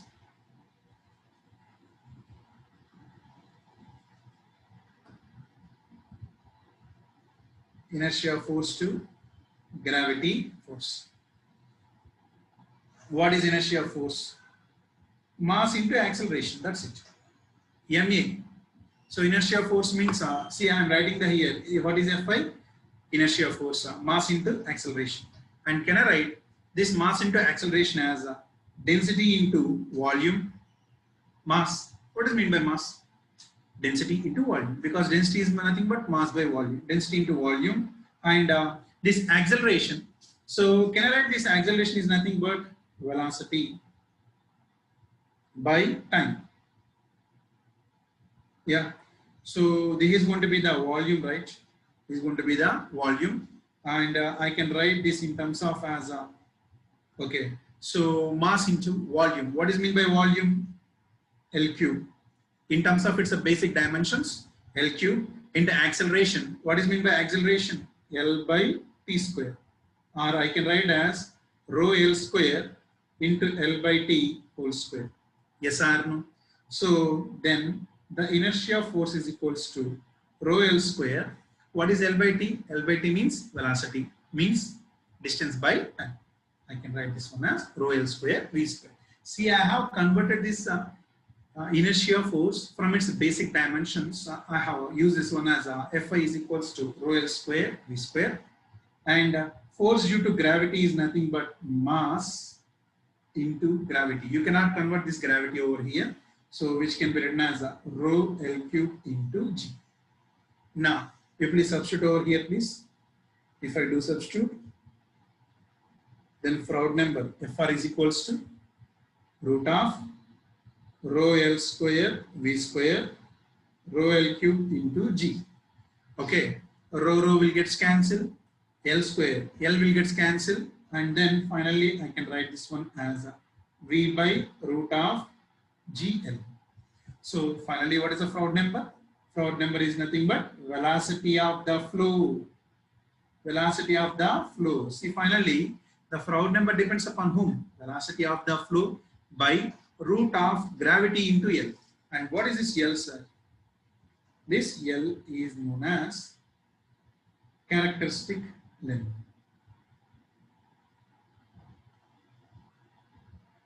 So what is this characteristic length? That we will discuss later. But now, in the case of open channel flow, which force is responsible? Gravity force. So that is the reason why we take the Froude's number into the consideration to categorize the flow. So what is the Froude number? V by root G. So this is the basic and fundamental discussion required in open channel flow. Whatever the slides I have been discussed so far is, see, I did not enter into the main subject. You need to know what is the difference between the open channel flow and the pipe flow. So what is the open channel flow? And on open channel flow, what is the pressure and what are the practical examples? And then we discussed about so what is the direction of flow and which is responsible for the direction of flow? What is the total head? What is the piezometric head? And what are the conclusions regarding to that? And what is the difference between the pipe flow? And which force is going to be responsible? And what is the component of that force? Fd is equals to W sine theta. And then we discussed about the Froude's number. So I hope it's been 8:45. Let's have a break of 15 minutes. And then we'll resume our session after 15 minutes. So you go and have a breakfast in the meanwhile, if you can. But I give you only 15 minutes of the break because our session is going to be scheduled only for 3 hours, right? So have a break and we'll come after the break and I'll resume the session at 9 o'clock.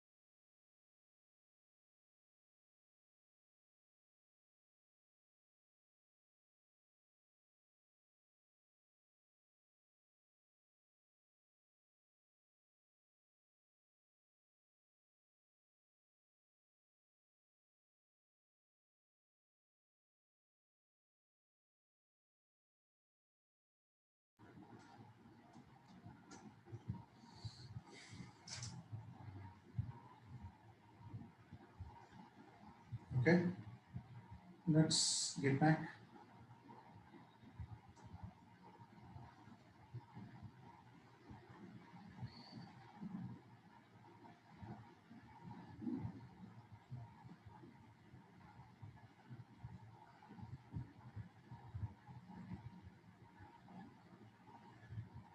Okay.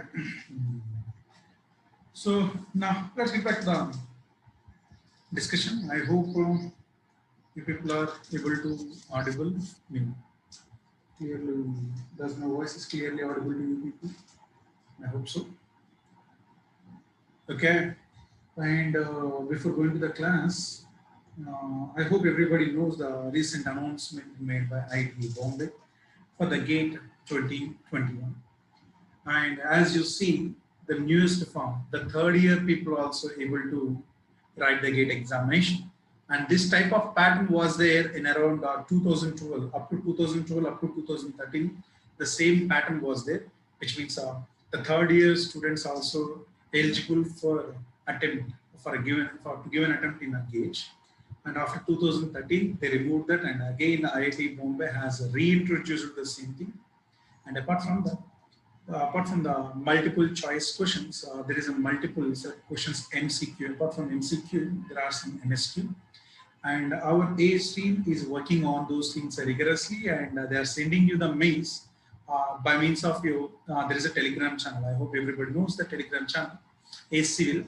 So there we are updating about these new changes and new changes in the subject syllabus also. And one thing I want to say here is, in geotechnical engineering, as some of the people have already been attended the geotech, and the people who has not attended yet, we'll discuss it later. Means in the upcoming sessions, we are going to take the geotech for the other batches. But the people who have already been attended to my class in a past, there, so only one topic has been included and two topics has been excluded. I hope you know the topics. So the excluded topics are chapter number 1 and chapter number 3 in geotechnical engineering, origin of soils and soil fabric, which is nothing but soil structure and clay mineralogy.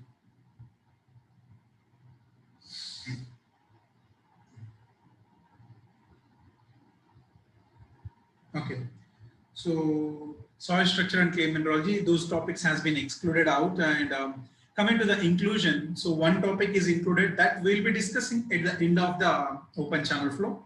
I'll take one day, I'll ask, so one topic is there in pile foundations, so one topic is there laterally loaded, which we have not discussed earlier, but this year the topic has been introduced for the first time, that we'll be discussing at the end of this open channel flow topic. So if any people have any doubts regarding to the past subject also, then you can ask me at the end of the open channel flow, not during the open channel flow. So that's one major thing. And next thing is you people have to be allocate time, because in the brochure itself, they mentioned that the dates, so far whatever the dates they mentioned from February 5th to February 12th, those are tentative dates as of now. And due to COVID situation at that certain point of time, they may reschedule the timings also. But as of now, we think we may get the vaccine by the end of this year. And if it gets happen, the examination will be conducted on the first week to second week of the February. Else, those dates will get revised. Okay. Now, some of the students are asking, so third year student strategy, who does not start up with? There is no third year student strategy or final year student strategy. Strategy is same as time is same for everyone.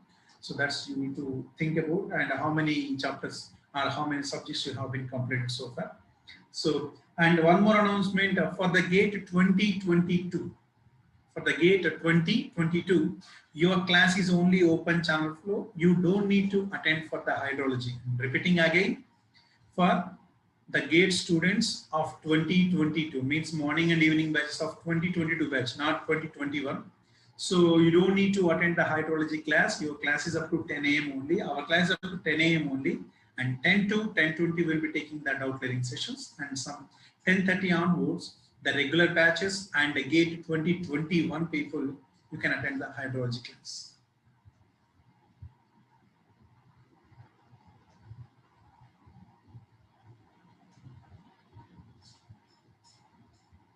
In OCF, there is no changes of our syllabus, so don't need to worry about that. Now let's come to the discussion. Yeah. So far I have given you which number is going to be responsible, which force is going to be responsible, does open channel flow is a pressure flow or non-pressure flow. And apart from this, now there comes the one more discussion, velocity distribution. Velocity distribution. So now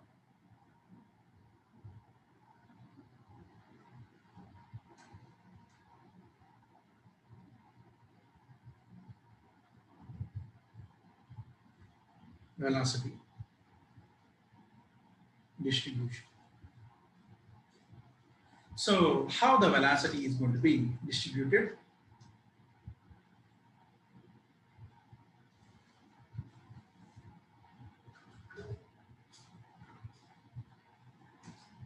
Now, again, as I have taken while we are discussing about the direction of flow, I took the natural channel and man-made channel, and I have shown you the longitudinal section, and I have been given the entire discussion.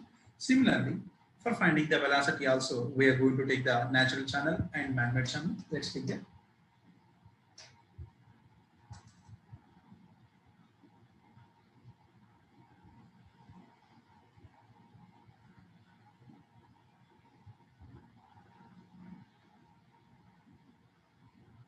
Listen to the points first, and then you can ask.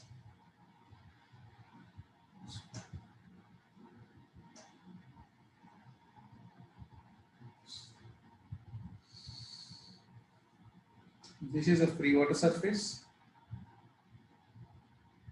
and this is the free water surface. Okay. So now, first of all, what is meant by this velocity distribution? Okay.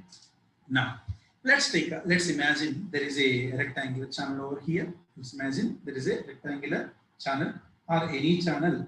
When you allow the flow, see what is this section? This section is going to be a cross section, right?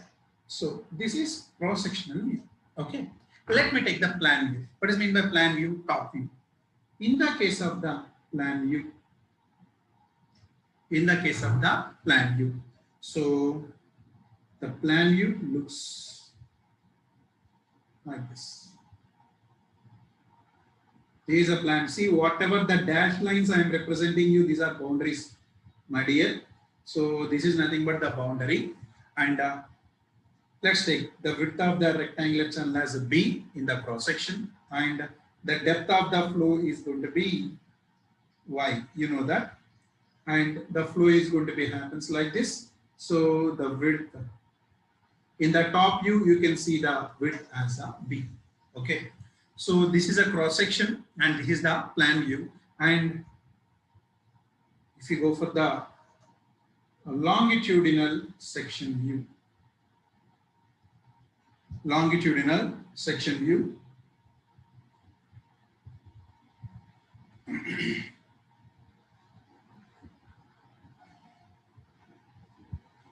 so this is a channel bed.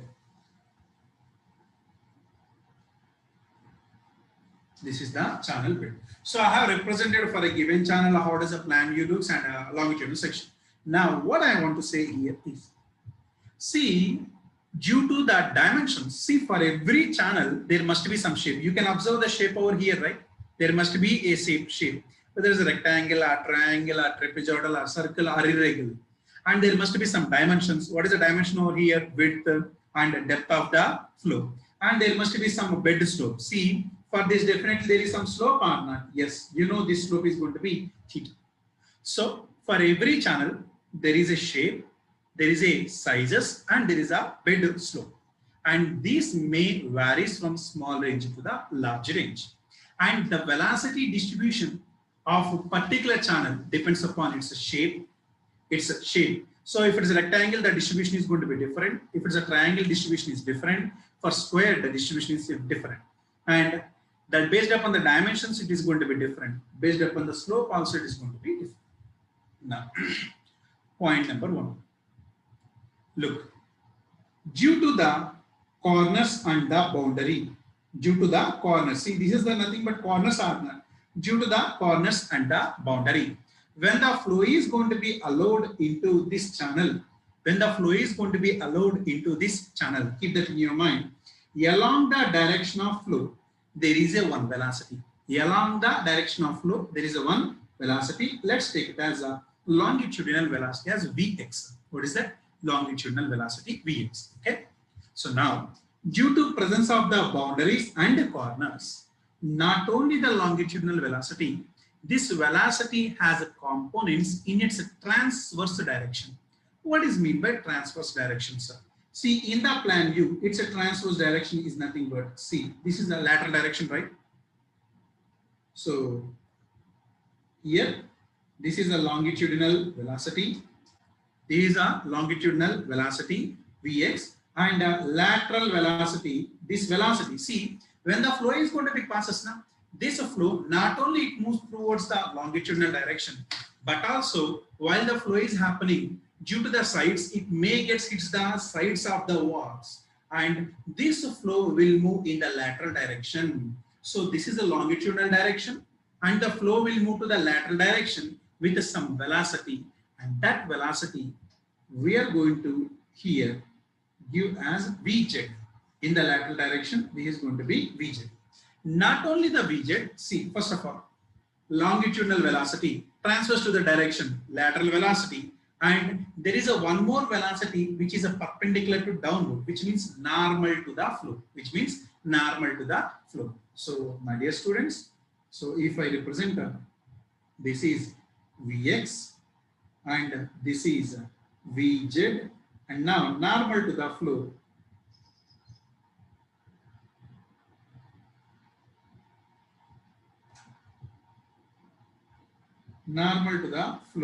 this is going to be Vy when the flow is going to be happens like this. So due to presence of boundaries and corners, there are three components, which means a three-dimensional flow exists.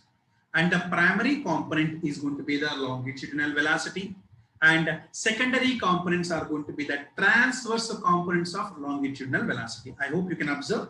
And if you see the cross-section view, now in the cross-section view, you can observe. See, in the cross-section view, see, this is a cross-section. It is perpendicular to the board on that. So longitudinal is going to be perpendicular to the board, and the lateral, these are going to be the lateral flows, which is Vz, and normal to the direction of flow, this is going to be Vy. I am representing the three components. What are the three components? One is Vx, Vz, and other one is going to be Vy. Three components of velocities, where Vx is going to be the major component known as longitudinal component, and Vy and Vz, so Vx is the longitudinal component, Vy and Vz are transverse components of longitudinal velocity. We call it as secondary currents. What do we call? We call it as secondary currents. So I hope you understood that. Now see.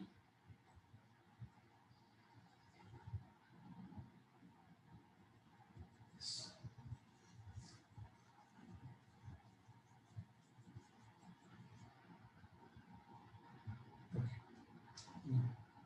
Let me write down the points.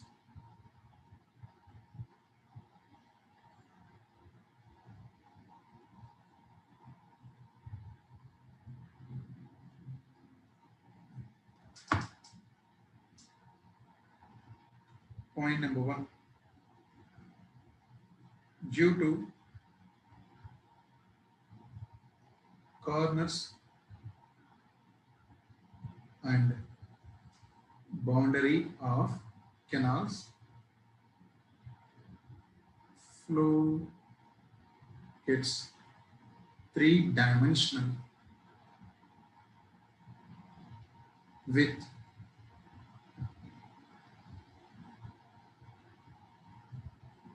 longitudinal velocity Vx as major component and transverse components. See, the meaning of transverse is a perpendicular to the longitudinal direction. Transverse components, which means Vy comma Vz,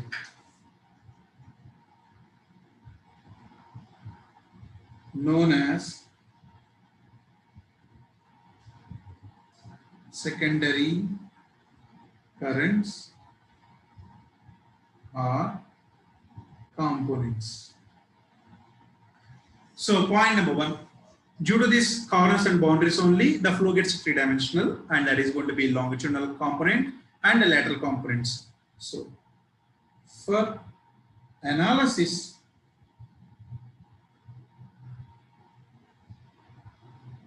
we assume one dimension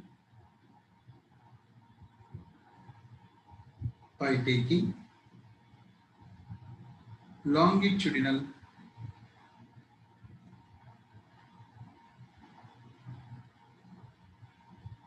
component Vx is equals to V. For the analysis, so we take the longitudinal component as a V only. So now I'm going to discuss about only longitudinal component. So point number one, I hope you understood. Now,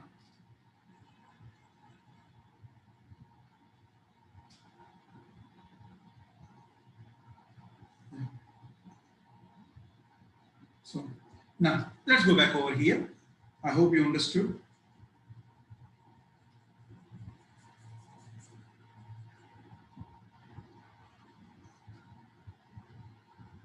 You can represent over Vx, Vz, and V1. So now whatever the direction I am going to take along the direction of flow, which is going to be Vx only, along the direction of flow, which is going to be Vx only, because I am not going to consider Vy and Vz. But the effect of this Vy and Vz would be there later. But now, let's say, you see everybody, this is a boundary, right? This is a boundary. Now, at the boundary, due to boundary shear, the velocity of flow is going to be zero. Accept or not? At the boundary, the velocity of flow is going to be zero. Under no slip condition. Which means no change in the bed. Okay. So at a boundary, at a solid boundary, the velocity of flow. What is the meaning of velocity of flow? I am telling you here is longitudinal velocity. The velocity of flow is going to be zero at the boundary. The longitudinal velocity at this direction. You see, there is a boundary now. At this portion at the boundary, the longitudinal velocity is going to be zero. Now, as the distance increases from the boundary, distance increases from the boundary or away from the boundary, the velocity is going to be increases. Point number one, my dear. So I hope you understood. As the distance increases from the boundary, the velocity is going to be increases. So now let me take a section. So this is the section I am going to take in a rectangular channel. Okay. Section axis, longitudinal section axis. So now, if you see,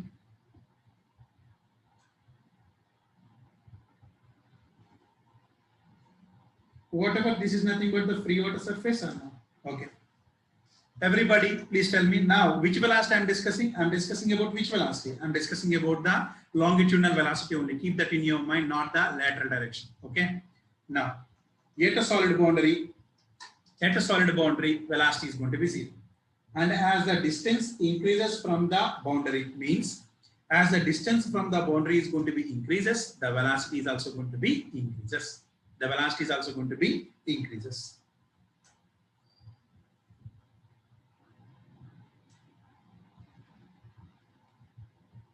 Okay. Now, whatever, this is nothing but section. So this is the depth of flow. The depth of flow is going to be y. At a solid boundary, what is the component of this Vx? 0. Now, as the distance is going to be increases, the velocity is also going to be increases,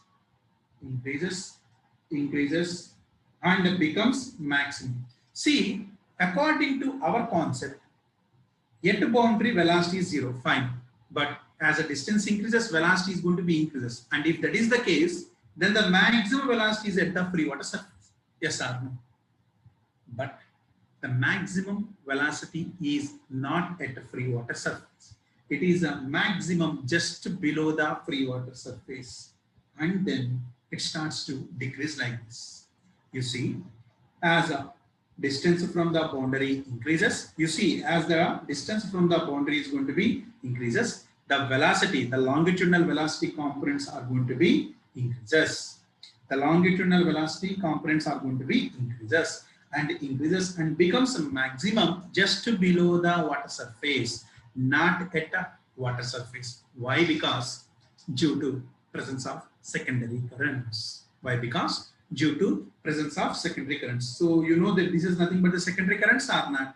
So at the entry level, due to disturbance, there must be some secondary currents, and due to that secondary currents, the velocity is not maximum at the surface. So now, my dear, and this velocity is going to be logarithmic distribution. Whatever this distribution is nothing but logarithmic distribution. I hope if fluid mechanics has completed, we have seen for turbulent flow logarithmic distribution. So you know the velocity is going to be maximum.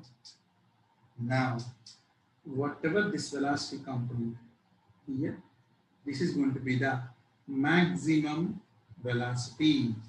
Maximum velocity. And it is located at a depth of 0.05 to 0.25 times of y. See, if y is the depth of flow, if y is the depth of flow, the maximum velocity is going to be located at a depth of 0.05 to 0.25 times of y. So first of all,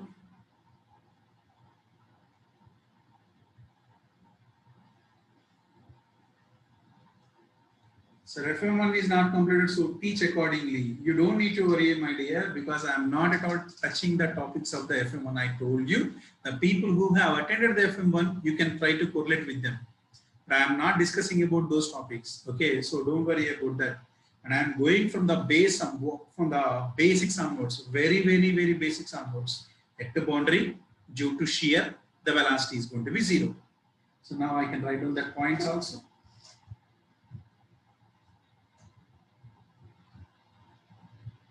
Yet solid boundary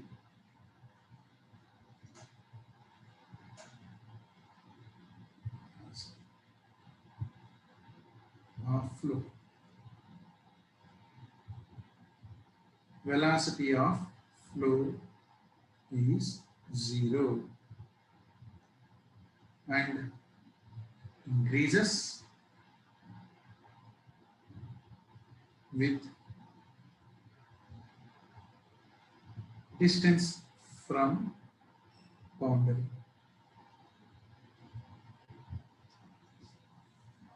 But becomes maximum at a depth of 0.05 to 0.25 times of depth of flow below water surface. So the velocity is not going to be maximum at the free water surface. Okay, sir, what is the meaning of this 0.05 to 0.25 y, sir? What is the meaning of this 0.05 to 0.25?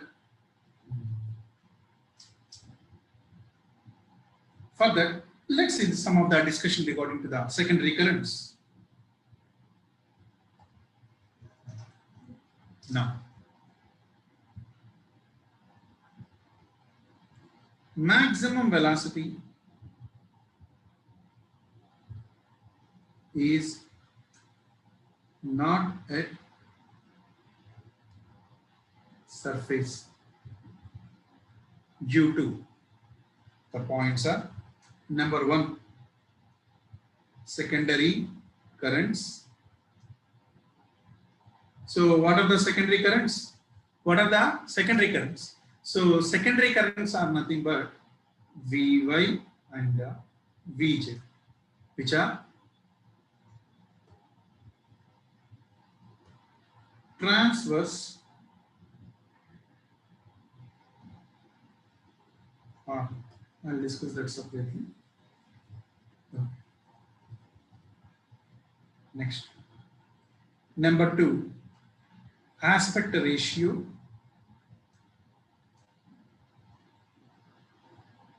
The secondary currents is also a function of aspect ratio. The meaning of aspect ratio is width to depth of the flow. Aspect ratio. Number 3, boundary shear. And number 4, surface tension. Surface tension. Okay. So number 3, boundary shear, and number 4 is going to be surface tension. But the effect of the surface tension is going to be very, very less. So we neglect the effect of the surface tension. So we don't look over the effect of the surface tension. Now, sir, what about the wind, sir? At water surface, wind resistance or wind shear is also there. Keep that in your mind. Wind shear is not at all responsible for maximum velocity, not at surface. Okay. Wind shear does not have any account. You cannot take the wind shear. You cannot take the wind shear. So if in a question, in examination, if it is going to be MSQ, multiple select options, I'll give you the question as is going to be wind shear. So my dear student, the newest models are MSQ, multiple select questions. So if you observe, I'll give the question as maximum velocity is not surface, not at surface due to secondary currents, aspect ratio, boundary shear, and wind shear. See, I have given 4 options. If it is MCQ, I have to pick one option only. But this is MSQ. And as it is MSQ, then I have to pick multiple options over here. What are the options? A is a correct answer, B is a correct answer, C is a correct answer, but wind shear is not going to be correct. So why, sir? It is a highly insignificant. This is highly insignificant. Okay. Now, let's discuss something regarding to the secondary currents, and then we discuss about the aspect ratio, and boundary shear also will be included over here. So first of all, what is meant by boundary secondary currents?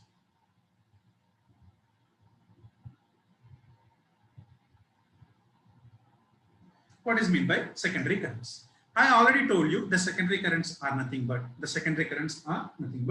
see B,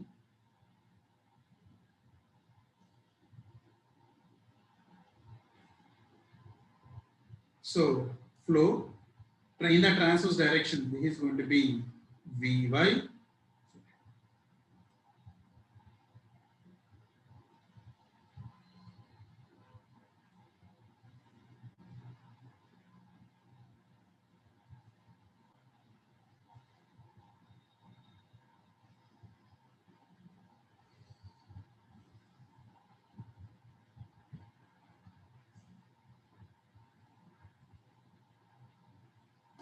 Yes.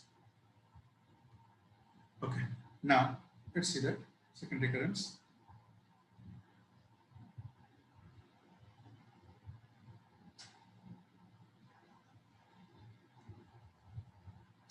In the case of the secondary currents,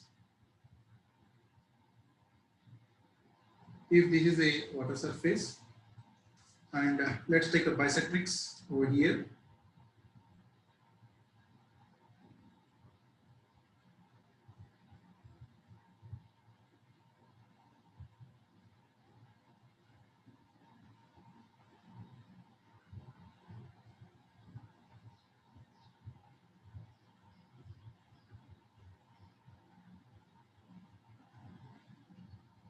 Okay. So now, my dear student, while the flow is going to be happen, you know that clearly. See, this is a canal, this is a channel where the flow is going to be happen. The flow will move in a lateral direction with what velocity? With what velocity? In the lateral direction. You know the lateral direction is going to be Vz, and normal to the flow is also going to be Vy. So these are nothing but the secondary currents. And now due to this secondary currents, you observe here, some waves are going to be produced in the lateral direction and normal to the flow direction like this. Some spiral motion waves are going to be produced in the lateral direction. See, whatever this nothing but at any point now, at any point you can resolve this into two components. What are those two components? One is Vy and other one is going to be Vz. So it is going to be create a double spiral. It is going to be created double spiral. And on the other side also, it is going to be created double spiral.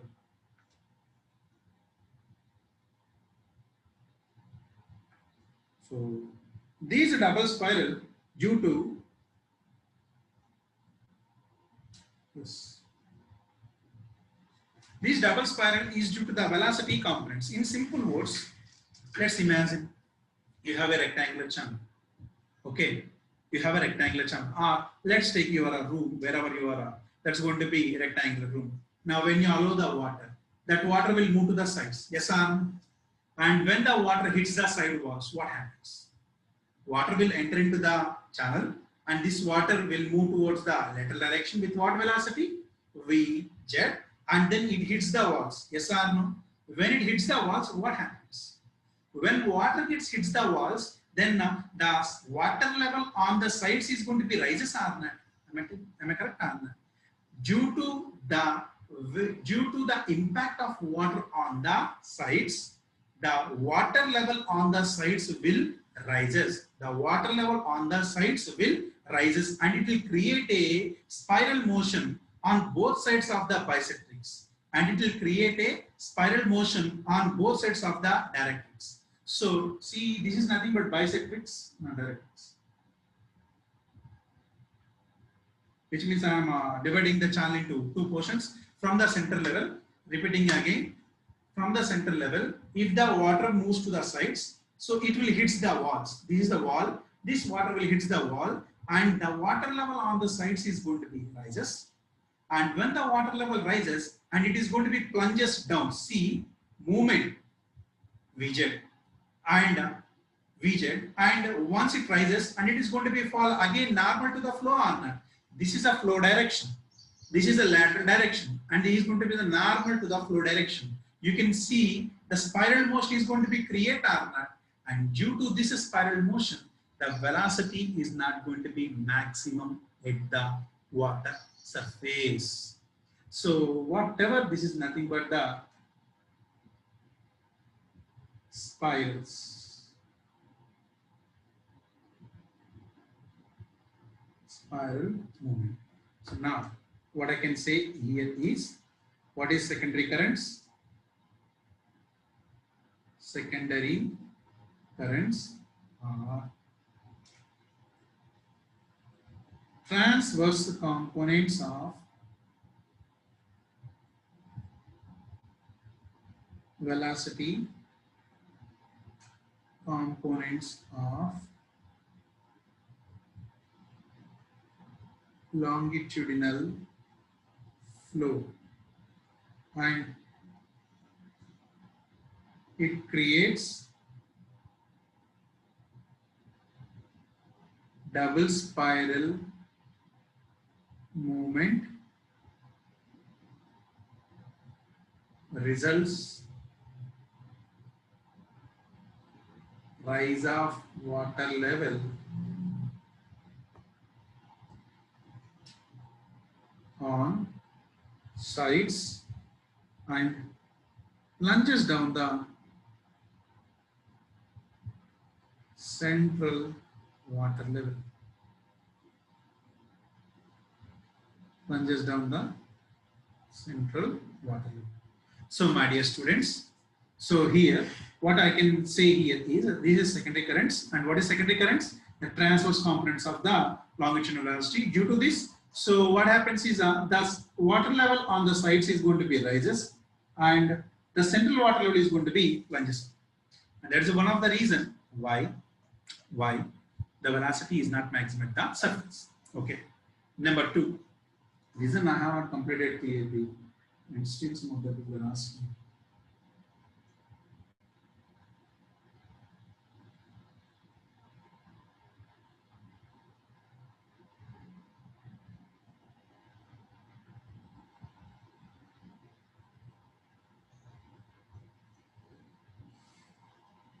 No. So now come to the next point. So due to this, now go back over here. Yeah. So come to this point. Due to that secondary currents, the velocity is not maximum at the surface. But the second point is, you observe in this section, where does the maximum velocity is going to be located? The maximum velocity is going to be located at a depth of 0.05 to 0.25 times of y. Yes or no? Now, the second reason is going to be the boundary shear. Now look over the boundary shear. I will tell you the aspect ratio later. Now look over the boundary shear. See, in the case of the boundary shear, if I take a section very near to the side wall, now you tell me the effect of the side wall is going to be more or not? The effect of the side wall is going to be more. Due to the effect of the side wall, see, I am giving you the range of 0.05 to 0.25. Am I correct or not? My dear student, if the section is going to be near to the side wall, due to this side wall, there must be some resistance or not? There must be some resistance. So due to the side wall, there must be some resistance. And due to that resistance, the maximum velocity point will fall further. So, and if I take any section at the center,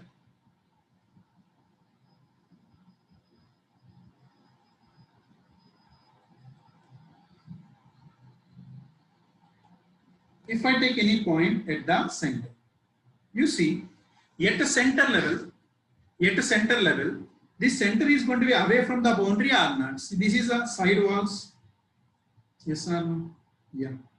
So in the case of the boundary friction, if I take the center level is away from the boundaries. So at the center level, the effect is due to only secondary currents. So at the center level, the velocity dip is just simply 0.05 y. But if the section is going to be, if I take this longitudinal section yet near the boundary, then this is going to be 0.25 y. Sir, why the maximum velocity is going to be located at 0.25 here and 0.05 at center, sir? Because at side boundary the resistance is more, and at center level the resistance due to this side wall on the central level will be very less. So now if I take at central section, if this longitudinal section is going to be at center level, then this depth is going to be just simply 0.05 times of 1. And if I take section somewhere in between, if I take any section somewhere in between, then that is going to be 0.05 to 0.25. And if I take any section at the boundaries, 0.251. Now, if I join all those points, this is going to be the contour. You know that contour means line joining equal intervals. Yes.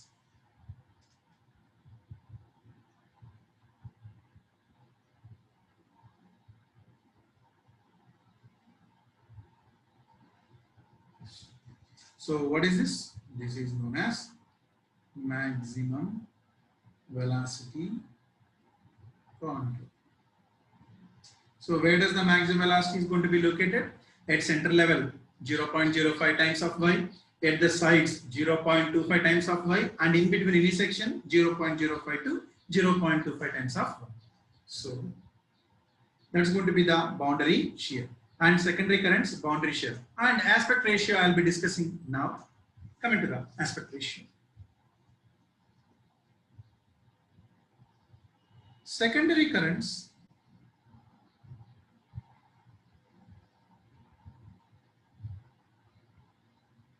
is also function of aspect ratio.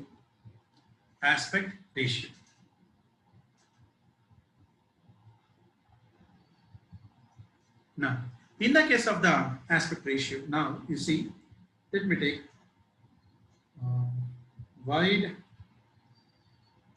and narrow rectangle, wide and narrow rectangle.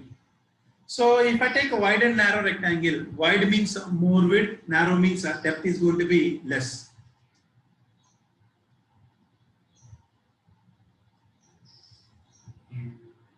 Not narrow.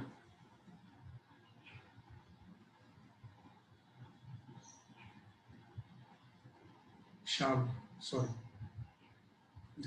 Wide and shallow rectangular channel. So let me take this as a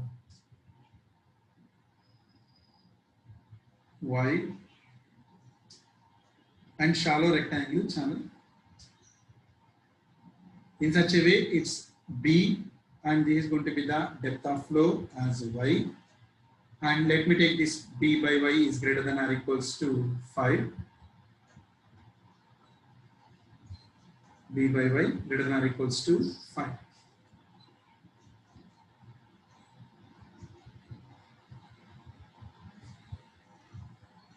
It's been little difficult to prepare notes. No, you don't need to worry. I'll provide the notes. I'll provide the notes. Whatever the notes is there, right? I'll provide that. So you don't need to worry about the notes. Just focus on the understanding of concepts. Okay. So now, in the case of wide and shallow rectangles, where B by Y greater than or equals to 5, where B by Y greater than or equals to 5, secondary currents can be neglected. Secondary currents can be neglected. So in the case of the wide and shallow rectangle,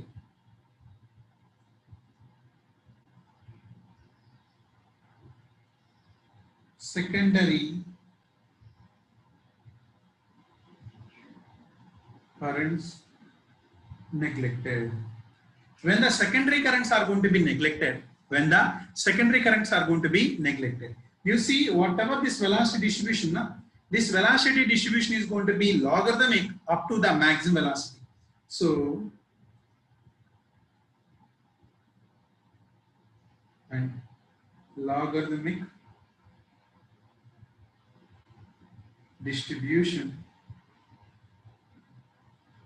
or power law distribution up to maximum velocity. So in the case of the solid boundary, generally the velocity is going to be logarithmic up to maximum velocity, and then it is going to be decreases. So now if I increase the aspect ratio, what is meant by B by Y? B by Y is nothing but aspect ratio. The aspect ratio is going to be B by Y. If I increase the aspect ratio, then what is going to be happen is the maximum velocity onto, you observe that is the water level or not. Now, how the variation is going to be looks like is it's going to be maximum like this, just below.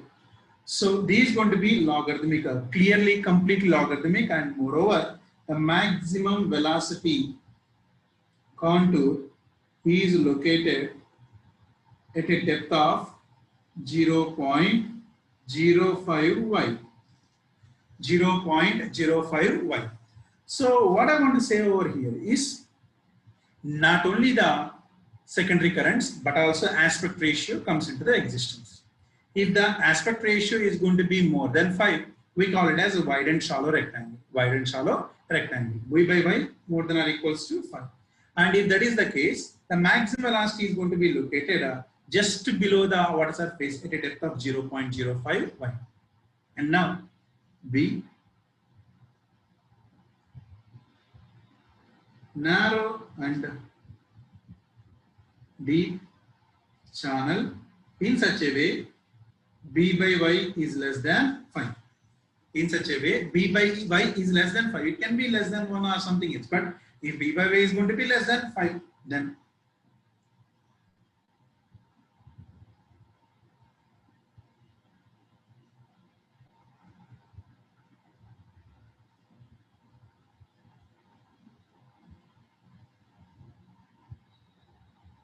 Okay.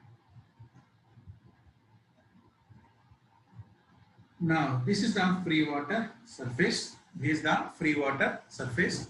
See, whenever this is going to be the position, now I want to say one more point over here. Please observe. My dear students, here the variation is going to be little bit over, right? You can observe the variation is going to be very, very less because 0.05 depth is going to be very small. And what we are going to do is I just simply take this one as a logarithmic distribution. So what we are going to do is in the case of the wide and shallow rectangle, as maximum velocity is located just below the water surface, we can assume the maximum velocity located. See, in the case this one, we can assume the maximum velocity is going to be located at the free water surface. So whatever the red line I am representing you, that's the actual deviation, but we are going to assume it as a logarithmic up to free water surface. So the distribution is going to be logarithmic up to free water surface.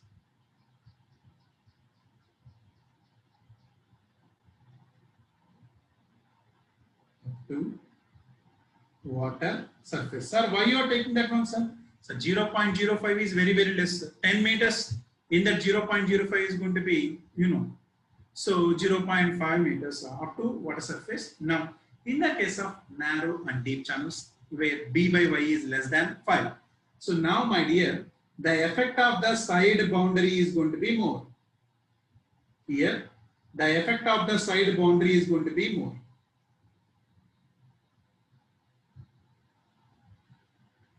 Side boundary and secondary currents are more. When the effect is going to be more, now if I draw the velocity distribution, it's going to be logarithmic up to certain extent, and then it is going to be decreases. So this is the maximum velocity.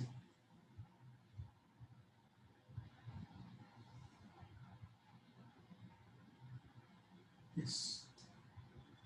So where do you see this? This is the maximum velocity contour. The maximum velocity contour is going to be located. This is Vmax, and maximum velocity contour is going to be located at what depth? This is going to be 0.25. See, if I say in the case of narrow and deep channel, you have to take it as 0.25. Okay. And if I say wide and shallow rectangle, you have to take it as 0.05. And if I don't mention anything, then it is going to be in the range of 0.05 to 0.25. I hope you understood. So whatever the discussion I made is for the maximum velocity only. So at first I have discussed due to corners and boundary, there are three components, but what is the one thing that we are going to take is longitudinal velocity only. And at solid boundary, velocity is 0 and increases with the distance from the boundary and becomes maximum at a depth of history. So what are the reasons for maximum velocity not at surface? So I can add this one also. Surface tension. You can take the surface tension also. So the only one thing which is not going to be true over here is wind shear. And what happens due to secondary velocity? It creates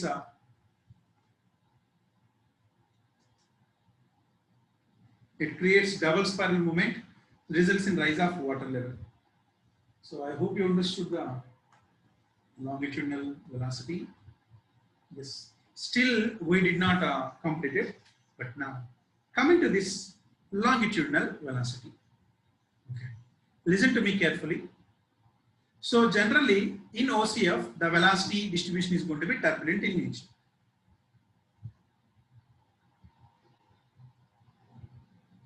Generally turbulent in nature. That is the reason why we take the velocity as a logarithmic velocity distribution. Logarithmic velocity distribution. So, my dear students, in open channel flow, the flow is going to be turbulent in nature. So, that is the reason why we take a logarithmic up to the maximum velocity.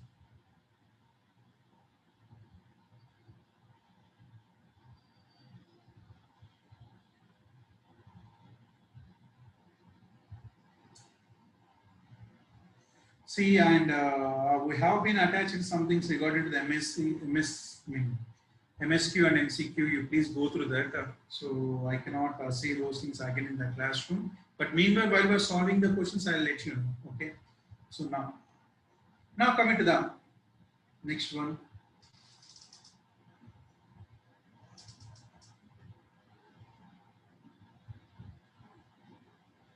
Average velocity. Average velocity. Look, first thing first, how many components are there? 3. Vx, Vy, Vz. But for macro analysis, we take only one. What is that? Vx. And this Vx is going to be varies with respect to depth or not. Yes or no? So for analysis, we assume 1D by taking the longitudinal velocity. Okay. And for ideal flow analysis, we have to take the average parameters or maximum parameters. When I say velocity, you have to take the average velocity or maximum velocity. Average velocity. So for the analysis, always we prefer the average parameters, average flow parameters. So now, what is the average velocity? Average velocity here. Now, let's take the velocity distribution again.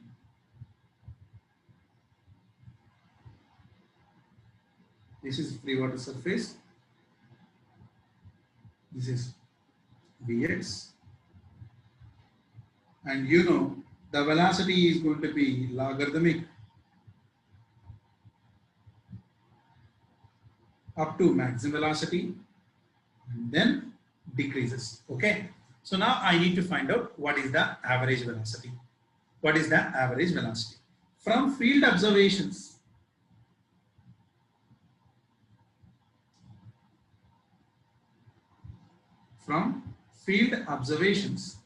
the average velocity is going to be located from the field observations using a device as current meter. So current meter is a device used to measure the velocity of flow. Current meter is a device used to measure the velocity of flow. See, now I am not discussing about the maximum velocity, I am discussing about the average velocity. From field observations using a device as a current meter, the average velocity is located as whatever the velocity at a depth of 0.6 y from the water surface. Look, so from the water surface, free water surface, whatever the velocity at a depth of 0.6 y. So this is some velocity or not. Whatever this velocity is going to be taken as a V average. So what is V average? Velocity at a depth of 6y, 0.65, not 6y, from water surface.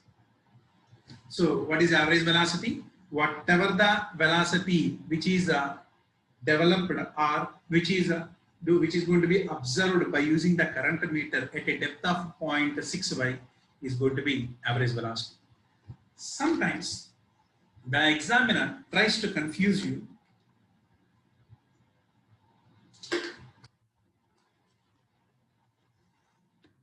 Sometimes the examiner tries to confuse you by giving the velocity distribution or depth from the bed level.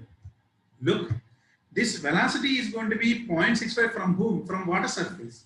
Then from the bed level, how much it is going to be? If y is going to be the depth of flow, this is 0.65, and from the bed level, this is bed level or not?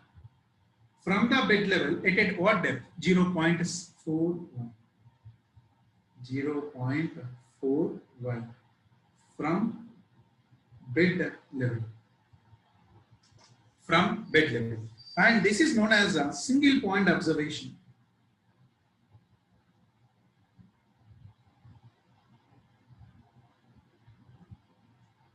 So by taking the field observations as a single point observation, V average is nothing but velocity at a depth of 0.65 from the free water surface or 0.4y from the bed level. Okay. Now, from 2-point observation,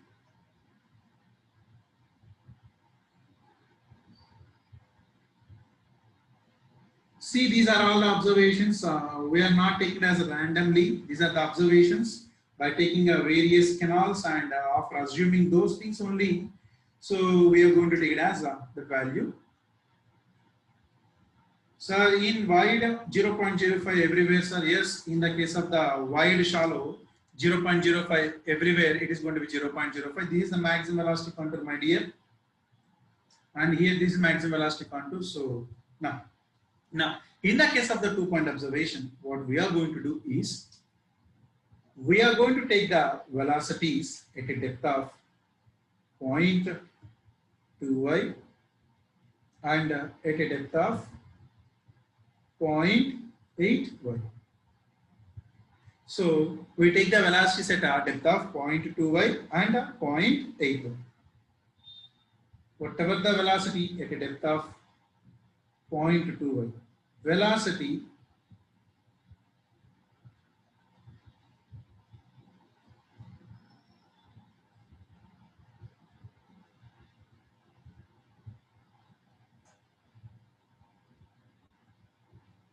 at a depth of 0.2y and velocity at a depth of 0.8y. See, from the 1-point observation, we take the average velocity as simply velocity at 0.6y from the free water surface. Actually, it is 0.577y. It's going to be 0.577y. That's for the logarithmic distribution, 0.577y, but we take it as velocity at 0.6y from the water surface. And from the 2-point observation, the average velocity is measured as average of the velocities at these 2 points. What is these 2 points? One is velocity at 0.2y, other one is velocity at 0.8y, and the average of those two we are going to take it as an average velocity. This is 2-point observation, and there is one more observation known as 3-point observation, but we don't need to worry about those things. So one is 1-point observation and the other one is a 2-point observation. In examination, which one we have to follow, sir? Sir, in examination, listen, in examination, if they ask you, or if they give you the velocities at 0.2y and 0.8y, then only you go with the 2-point observation. Okay. If they don't mention anything regarding 2 point, you always prefer the single point observation. So which one we are going to prefer more? Single point observation. Until or unless they mention there are 2 velocities at a 0.2y and a 0.8y, you don't go for the 2-point observation. If they do mention, then only you go. Else, single point observation, P average is nothing but velocity at a 0.6y from the free water surface. Now, you see, at the free water surface, there is a one more velocity. This is known as Vs, where Vs means velocity at surface. And there is a one relation between the velocity at surface as V average is equals to K into V surface. And this K value is going to be ranges from 0.8 to 0.95. 0.8 to 0.95. So the average velocities we are going to measure as from single point observation, from 2-point observation, and if you know the surface velocity, you see the surface velocity is going to be more than the average velocity. Surface velocity is going to be more than the average velocity. So the average velocity is going to be 0.8 to 0.95 times of the surface velocity. These are all the observations made by using which device? Current meter. So that's about the average velocity and the maximum velocity, and what is the reasons behind those? Secondary currents, aspect ratio, and bond ratio. So that's about the velocity distribution. You can see this velocity distribution over here, and I have represented the points over here. Okay. Let's have a look.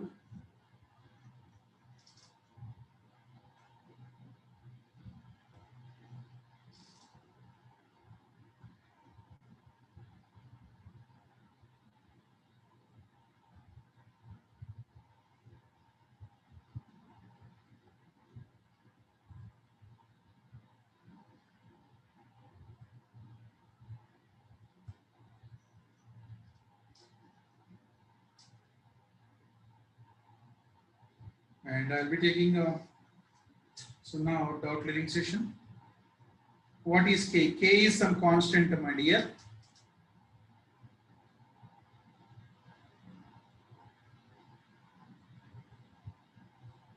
The K is constant.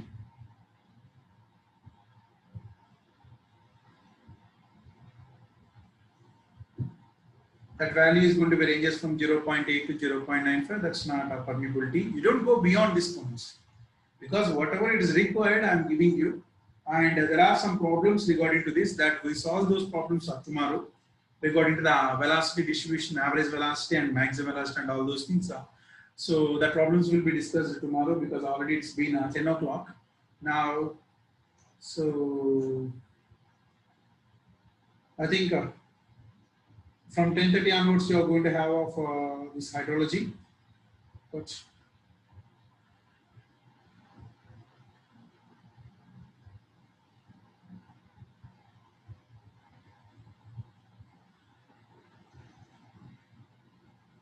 okay, fine. So now I'm going to enable the raise a hand option. And I'll be discussing about some doubts regarding to the present session. So,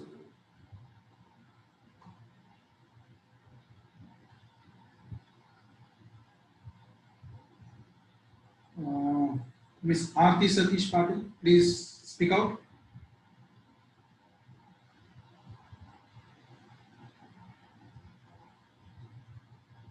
Miss Aarti, please speak out.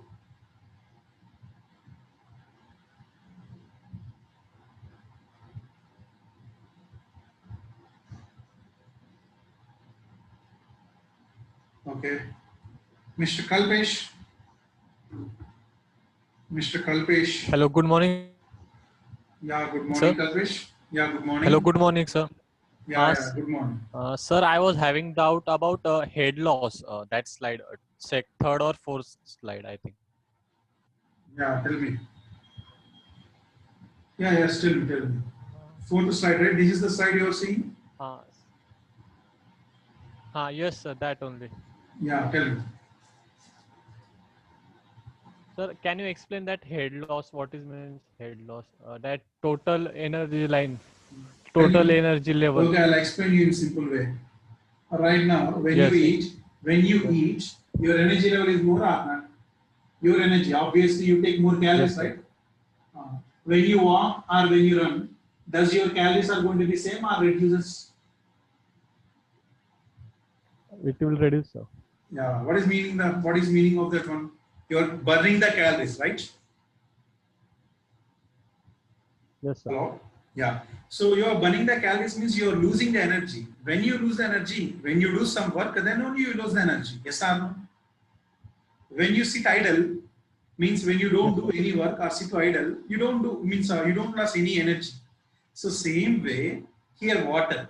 As long as water is still, it don't lose any energy. Yes. Yes, sir.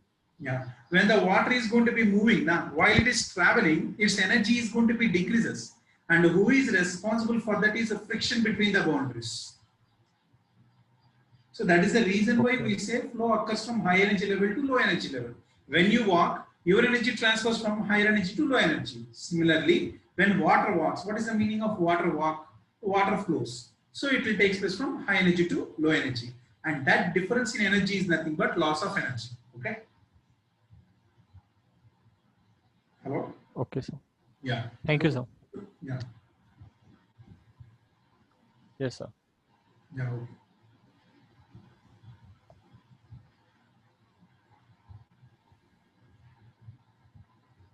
Mr. Pranjal.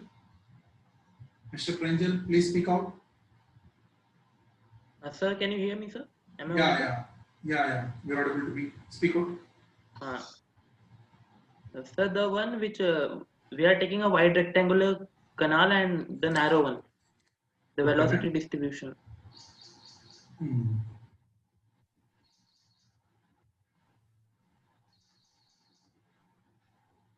Yeah, tell me.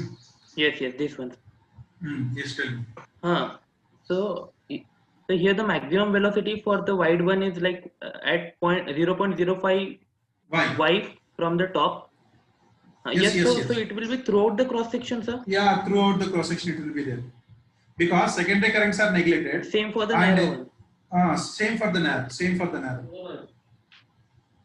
Okay. Okay, sir. Sir, Yeah. and about notes, I wanna. Sir, What? how will you provide notes? Will you upload it on Ace Academy site? In the OTS already like yeah, this is the first subject you are having? No, right? What No, is the sir. previous No. subject? What is the previous subject you have? The mechanics and before that form. Okay. But anyways, see after the class within 30 minutes or 1 hour, whatever the OTS section is there, right? They have given some OTS details for you, na? Yes, sir. Right. Yeah, like how you have been login now. You just go to that section where I'm going to attach the open channel flow PDF files. Fine. Thank you, sir. Yeah, I'll be attaching that PDF.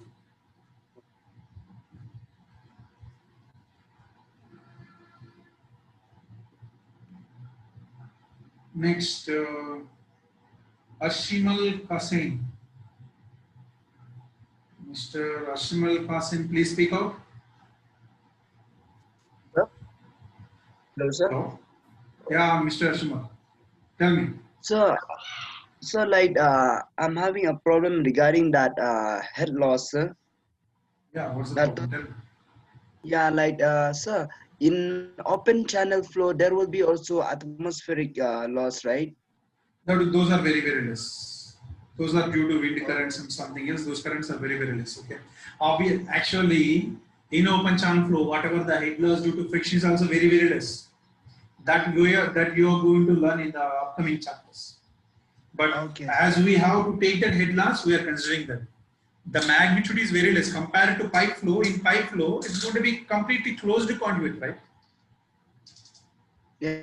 Yeah. Yes, sir. In pipes, it is going to be completely closed conduit. There, the losses are going to be predominant. But here, the losses are not much predominant. But you have to take care of those. Okay. Okay, sir. And sir, in this one, in hydraulic gradient line, sir, how the velocity head is zero, sir? Hydraulic gradient line is not about velocity head. Hydraulic gradient line is not about the velocity head. Hydraulic gradient line means a pressure head plus datum head. You don't take the velocity head in the isometric line. Okay, sir. Okay. Yeah. Okay, sir. Thank you. I wrote that point clearly, right? Yeah, sir. You wrote it down. Yeah. Yeah. Okay. Okay. Fine. Okay. Thank you, sir. Mr. Vishnu, please speak out. Mr. Vishnu, Hello. please speak out. Yeah. Hello, sir. Good morning, sir. Yeah. Am I audible? Yeah, you're audible to me. Tell me. Sir, I got my first doubt is that, sir, what is this velocity head? Velocity head. That's a kinetic energy. Whenever there is an energy, see, for anything, the energy is going to be depends upon whom potential. Two types of energies are there on that. Potential energy and kinetic energy. Yes. And whatever the kinetic energy head is nothing but the velocity head. See, what is kinetic energy normally? Half mv square, right? Yeah. Yeah. Here the velocity head means kinetic energy per unit weight. Oh, okay, sir. Okay. What is mean by weight? M into G, right? Yes. Half mv square by weight m into G. So mm gets cancelled, then it is going to be v square by 2G. Okay. So okay, sir. you are going to take all the energies. Actually, in the Bernoulli's equation, pressure energy would be there, P by rho G, kinetic energy, V square by 2G, and potential energy as a Z. So, normally, what is potential energy? Mg into height, right? Yes, sir. that potential energy per unit weight, mg into height by what is weight mg. Mg gets cancelled. What is h? Data. So all Okay. those things, total energy is total head is nothing but total energy per unit weight. Okay. Okay, sir. And one more doubt, sir. When the velocity at the boundaries becomes zero, how does that happen, sir? Due to boundary, Baba, due to boundary shear. At the boundaries, the shear would be more or not. Yes. Then obviously the movement is zero. Okay.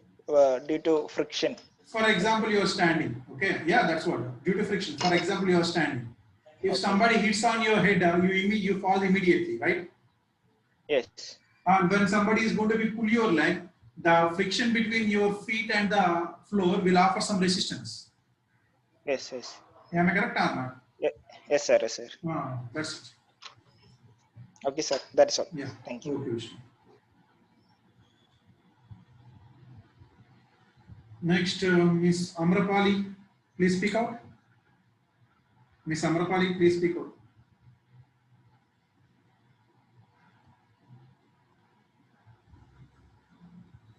Hello. Yeah. Am I audible, sir? Yeah, you're audible to me. Okay. Good morning, sir. In velocity morning. distribution, you had mentioned about at solid boundary, the velocity of flow is 0 and Yes. increases with the distance from the boundary. Yes. So I didn't understand that point, sir. Yeah. I hope you can see this figure, right? Yes, sir. Now I'm providing you the cross section and longitude section, right? Yes, sir. Yeah. So you see, this is the boundary, right? At this section, at boundary, Yes. the velocity is going to be 0, Yes. and this is the point which is away from the boundary. Distance increased or not? Yes. And what is the velocity over here at this section? This is the velocity. See Yes. this direction. Yeah. Now, if I go to here, this is the velocity. Yes or no? Yes. What is happening over here? As the distance is increasing from the boundary, the resistance is going to be less. Resistance as in, sir? Boundary shear resistance. Okay. So at a boundary, friction is more, na? Yes, sir. And if you move away from the boundary, the friction is less. Yes. Yes. When the friction is less, the resistance is less. Yes. So as the resistance less, velocity is going to be increases.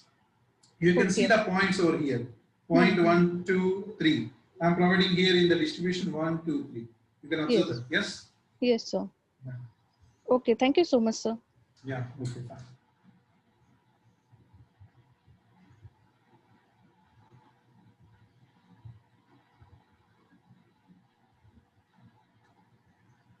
Next. Mr. Nikhil. Mr. Nikhil, please speak out. Hello, sir. Yeah, Nikhil, tell me. Sir, am I audible? Yeah, you're audible to me. Tell me. Sir, you said that in the design of sievers we'll be using open channel flow, na, sir. Yes. But in sievers that is not exposed to open atmosphere, na, sir. So there The will free be water surface is there, right? That's what I mentioned you. See, it need not be open to atmosphere. But if it is going to be, you see, yeah, you can observe here if it is a saver, na? Yes, sir. Hello? Yes, Yeah. sir. So what is the meaning of open channel flow? Wherever there is a free water surface, there is an open channel flow. And in the case of the free water, what is the meaning of free water surface? That is an interface between air and water, right? Yes, sir. When you partially fill the sieve, which means above that fluid, there is a air. Below there is a water. So there is an interface. Then you can say it as open channel flow. Yes, sir. But there is also condition like you mentioned, contact, constant pressure should be there, and That's what now. Whatever. See, whenever the interface between the water and air, at that interface, the pressure is nothing but atmospheric pressure. okay, sir. Okay. Yes, sir. Yeah. Sir, another doubt. Yeah. Tell me.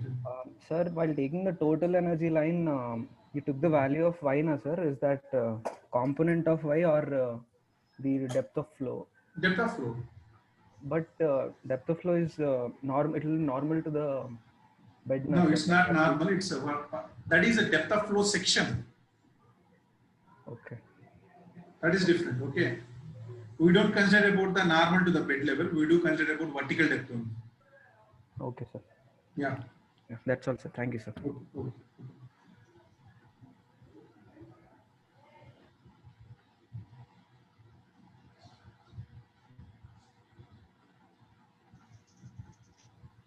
Next, Hello? Mr. Sheikh Hussain. Hello, sir. Yeah, tell me, Sheikh. Sir, velocity distribution లో అది center లో velocity maximum ఉండిద్దా sir?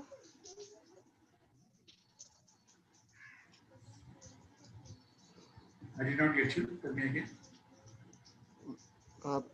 This a diagram. Yeah. Velocity distribution is sir. That's what I'm 0.05 telling. తీసుకున్నారు కదా sir అది. Tell me. అంటే center లో maximum ఉండిద్దా sir? No, it's not about center maximum. It's Hello? about at every section there is a maximum. Okay. Hello? Hello. Am I audible to you? Yes, sir. Okay, sir. Yeah. At the center level, see every section. ఇప్పుడు ఈ section దగ్గర maximum ఉంటుంది, ప్రతి section దగ్గర maximum ఉంటుంది. But at center, that maximum is at a depth of 0.05. Okay. Hello. ఇది depth sir అది? Huh? Hello, అది I think Mr. 0.05 అనేది depth sir? 0.05 is a depth. That depth at which maximum velocity locates. Okay. At center level, it is 0.05. At side level, it is 0.25. Sir distance ఎక్కువ కొద్దీ అది velocity ఎక్కువ ఉండిద్దా sir? That is entirely different, my dear. Then That's not distance. That's not distance. That is it depends upon the side boundary. Natural channel దగ్గర ఇప్పుడు natural channels ఏ తీసుకున్నా కానీ side boundary నుంచి నువ్వు లోపలికి వెళ్ళే కొద్దీ రెసిస్టెన్స్ తగ్గుతుంది. రెసిస్టెన్స్ తగ్గితే వెలాసిటీ పెరుగుతూ ఉంటుంది. Okay. Okay sir. Sir next ఇంకో డౌట్ ఉంది సార్. డేటమ్ హెడ్స్ దగ్గర సార్ Z1 = Z2 అన్నారు కదా సార్. ఫస్ట్ ఏమో ఇవి డేటమ్ హెడ్స్ చేంజ్ అవుతాయి, ప్లేస్ చేంజ్ చేయకొద్ది అన్నారు కదా సార్. మళ్ళీ Z1 = Z2 అని తీసుకున్నారు. Z1 = Z2 అని తీసుకోలేదు. చూడు నేను ఏం చెప్పానంటే if Z1 = Z2 there is no flow అన్నాను. if Z1 = Z2 there is no flow అని చెప్పిన తర్వాత అది ఎందుకు అయిందనే దానికి రీజన్ ఇక్కడ రాస్తున్నాను చూడు. ఫ్లో జరగాలి అంటే Z1 should be greater than Z2. Okay. Okay sir. నా explain that if Z1 okay రాస్తున్నాను సార్. అది సార్ స్పైరల్ మూమెంట్స్ ఉన్నాయి కదా సార్ ఇది. హలో. I'm listening. Tell me. Spiral moments అనేవి వాటర్ ఎడ్జెస్ కి టచ్ అవడం వల్ల స్పైరల్ మూమెంట్స్ వస్తాయి సార్, లేకపోతే స్పైరల్ మూమెంట్స్ వల్ల వాటర్ ఎడ్జెస్ కి టచ్ అవుతుంది సార్? రెండు జరుగుతాయి సైమల్టేనియస్ గా. రెండు సైమల్టేనియస్ జరుగుతాయి. ఫస్ట్ నీకు స్పైరల్ మూమెంట్ రావడం వల్ల సైడ్స్ కి వెళ్తది. Hello. See, Mr. Shaikh, you are in some other noisy place. I don't have much time with you, but I'm saying this one. So, వినబడట్లేదు సార్ మీరు చెప్పింది. you please keep yourself in a place, yeah. You please keep yourself. I'm hearing a lot of noise backside of you. I don't know where the place you are, but your voice is your voice is audible to me, which means there is a problem with your network side. Okay. నా problem sir అయితే. Yeah, Mr. Shaikh, that the spiral movement will take simultaneously. It will take simultaneously. Okay.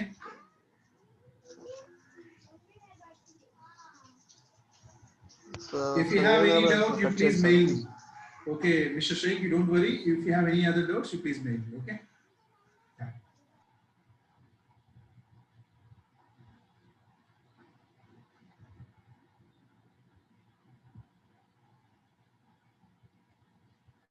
Next to Mr. Sri Krishna Aditya. Hello. Yeah, Aditya, tell me. Sir, good morning, sir. Yeah. Sir, in that velocity distribution, sir, at the bottom due to boundary shear, it is 0, no, sir, the velocity. Yes. Hello. Yes. Sir, am I audible, sir? Yeah, you are audible to me. Am I audible to you? Yes, sir. Sir, in that, sir, velocity distribution, it is 0 at the bottom due to boundary shear, no, sir? Yes. Oh, yes, that is true. Sir, in the sides also the boundary shear will be there, no, sir? Yes. It will be 0, sir, in the sides also? Yes, it will be 0 at the sides. Okay, sir. But sir, here we are showing that at the sides it is 0.25 y. There is just next to the side. That is just next to the side, not exactly at the sides. Okay. Okay, sir. Yes, sir. Yes, sir. Thank you. That's it.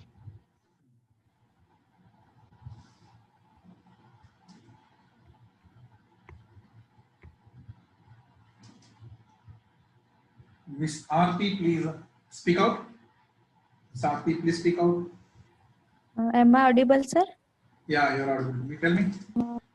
Sir, in wide and shallow rectangle, why the secondary currents are neglected? Yeah. When the aspect ratio is going to be too high, the spiral motion will lose its velocity.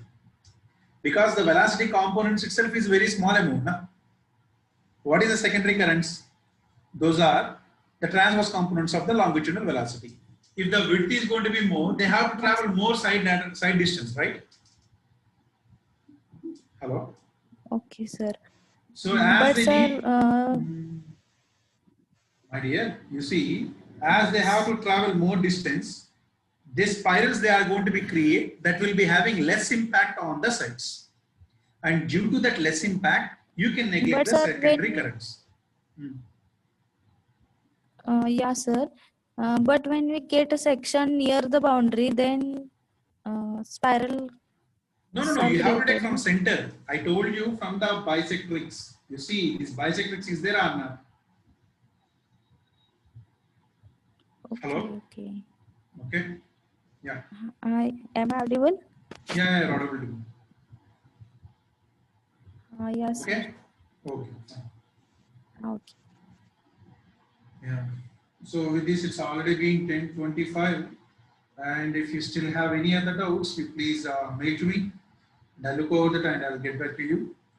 So today we just discussed about the introduction of the open channel flow, and in tomorrow's class, so we are going to discuss about the more things. And we'll see tomorrow, and we'll solve some questions regarding to the average velocity in the first half an hour, and then we'll go for the next topics. So we'll see tomorrow.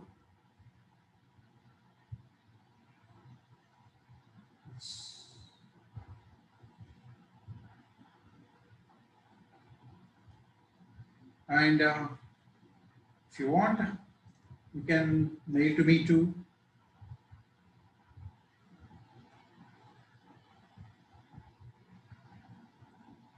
So this is my mail ID. In case if you don't have, please send your questions to the mail ID so that I can look over it, and I'll get back to you. And we'll meet tomorrow. Have a nice day.